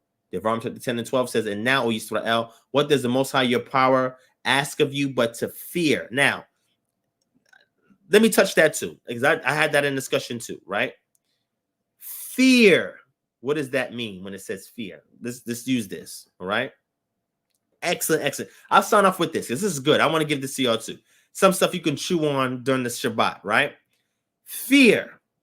That word fear, that word yareh in Hebrew, fear, right? What does it mean to fear? And now, Israel, what does the Most High, your power, ask of you but to fear him, walk in obedience to him, to love him, to serve him with all your heart and all your soul? So that word yareh has a semantic value based on the context. Here's a great example of it, right? Two fears. There could be a fear of awe and wonder and honor and respect. And it could be a fear of trembling, of being afraid, of being unapproachable, of shying away from, of terror, horror. Two types of fear. And both depend on your relationship with Yah. Here it is. Let's get Shemot. Let's get it. Let's get Shemot. Chapter 20. After the 10 commandments, there's something very interesting that's laid out there. Let's jump down to it, okay? Verse 18. All right. Most people skip over this. I don't. This is important. Now, when all the people saw the thunder and the flashes of lightning and the sound of the trumpet and the mountain smoking, the people were afraid and trembled. And they stood afar off and said to Moshe, you speak to us and we will listen, but do not let God speak to us lest we die. Check it out, verse 20. Moshe said to the people, do not yareh, for God has come to test you, that the fear of him may be before you, that you may not sin. The people stood far off, while Moses drew near to the thick darkness where God was. So Yah's presence is either going to draw you towards him or push you away from him. All that depends on your obedience to his statutes, his laws, his commandments, and his way. Our ways are not his way. Our thoughts are not his thoughts. We must commit ourselves and come in alignment with his by rolling away that stone of our deeds, allowing ourselves to be transparent, and based on that, then he can establish our thoughts, devices, and our way. Derek, our way, our path. Now, why did this situation happen? Because the Most High revealed his ways to Moshe, but his acts to the people. It is your relationship. The people of Israel were too newly intertwined with the culture or the secular realm that they were in, but Moses had 40 years away from it. Some of y'all missed that. Some of y'all missed that. Let me say it again. We have to expect that once you start walking this walk after some time, there's no trembling fear when it deals with Yah. It is nothing but awe and wonder and an appreciation for his majesty and his handiwork and his plan that he has for your life and that he does in the earth. And you are just every day in awe to the point where you're willing to prostrate it all and to submit yourself to this higher power. And you do so gleefully. But when you have people that have to threaten you with hell, when you have people that to tell you that the God of the Old Testament was strict in this, when you have people tell you that, they're still intertwined in a system that is out of covenant with Yah. Because when you're in covenant with Yah, you understand his nature. Let me give you scripture. We're gonna close out with an exclamation mark. This is for somebody out there that need a word. All right? There's somebody out here that need a word. Check it out.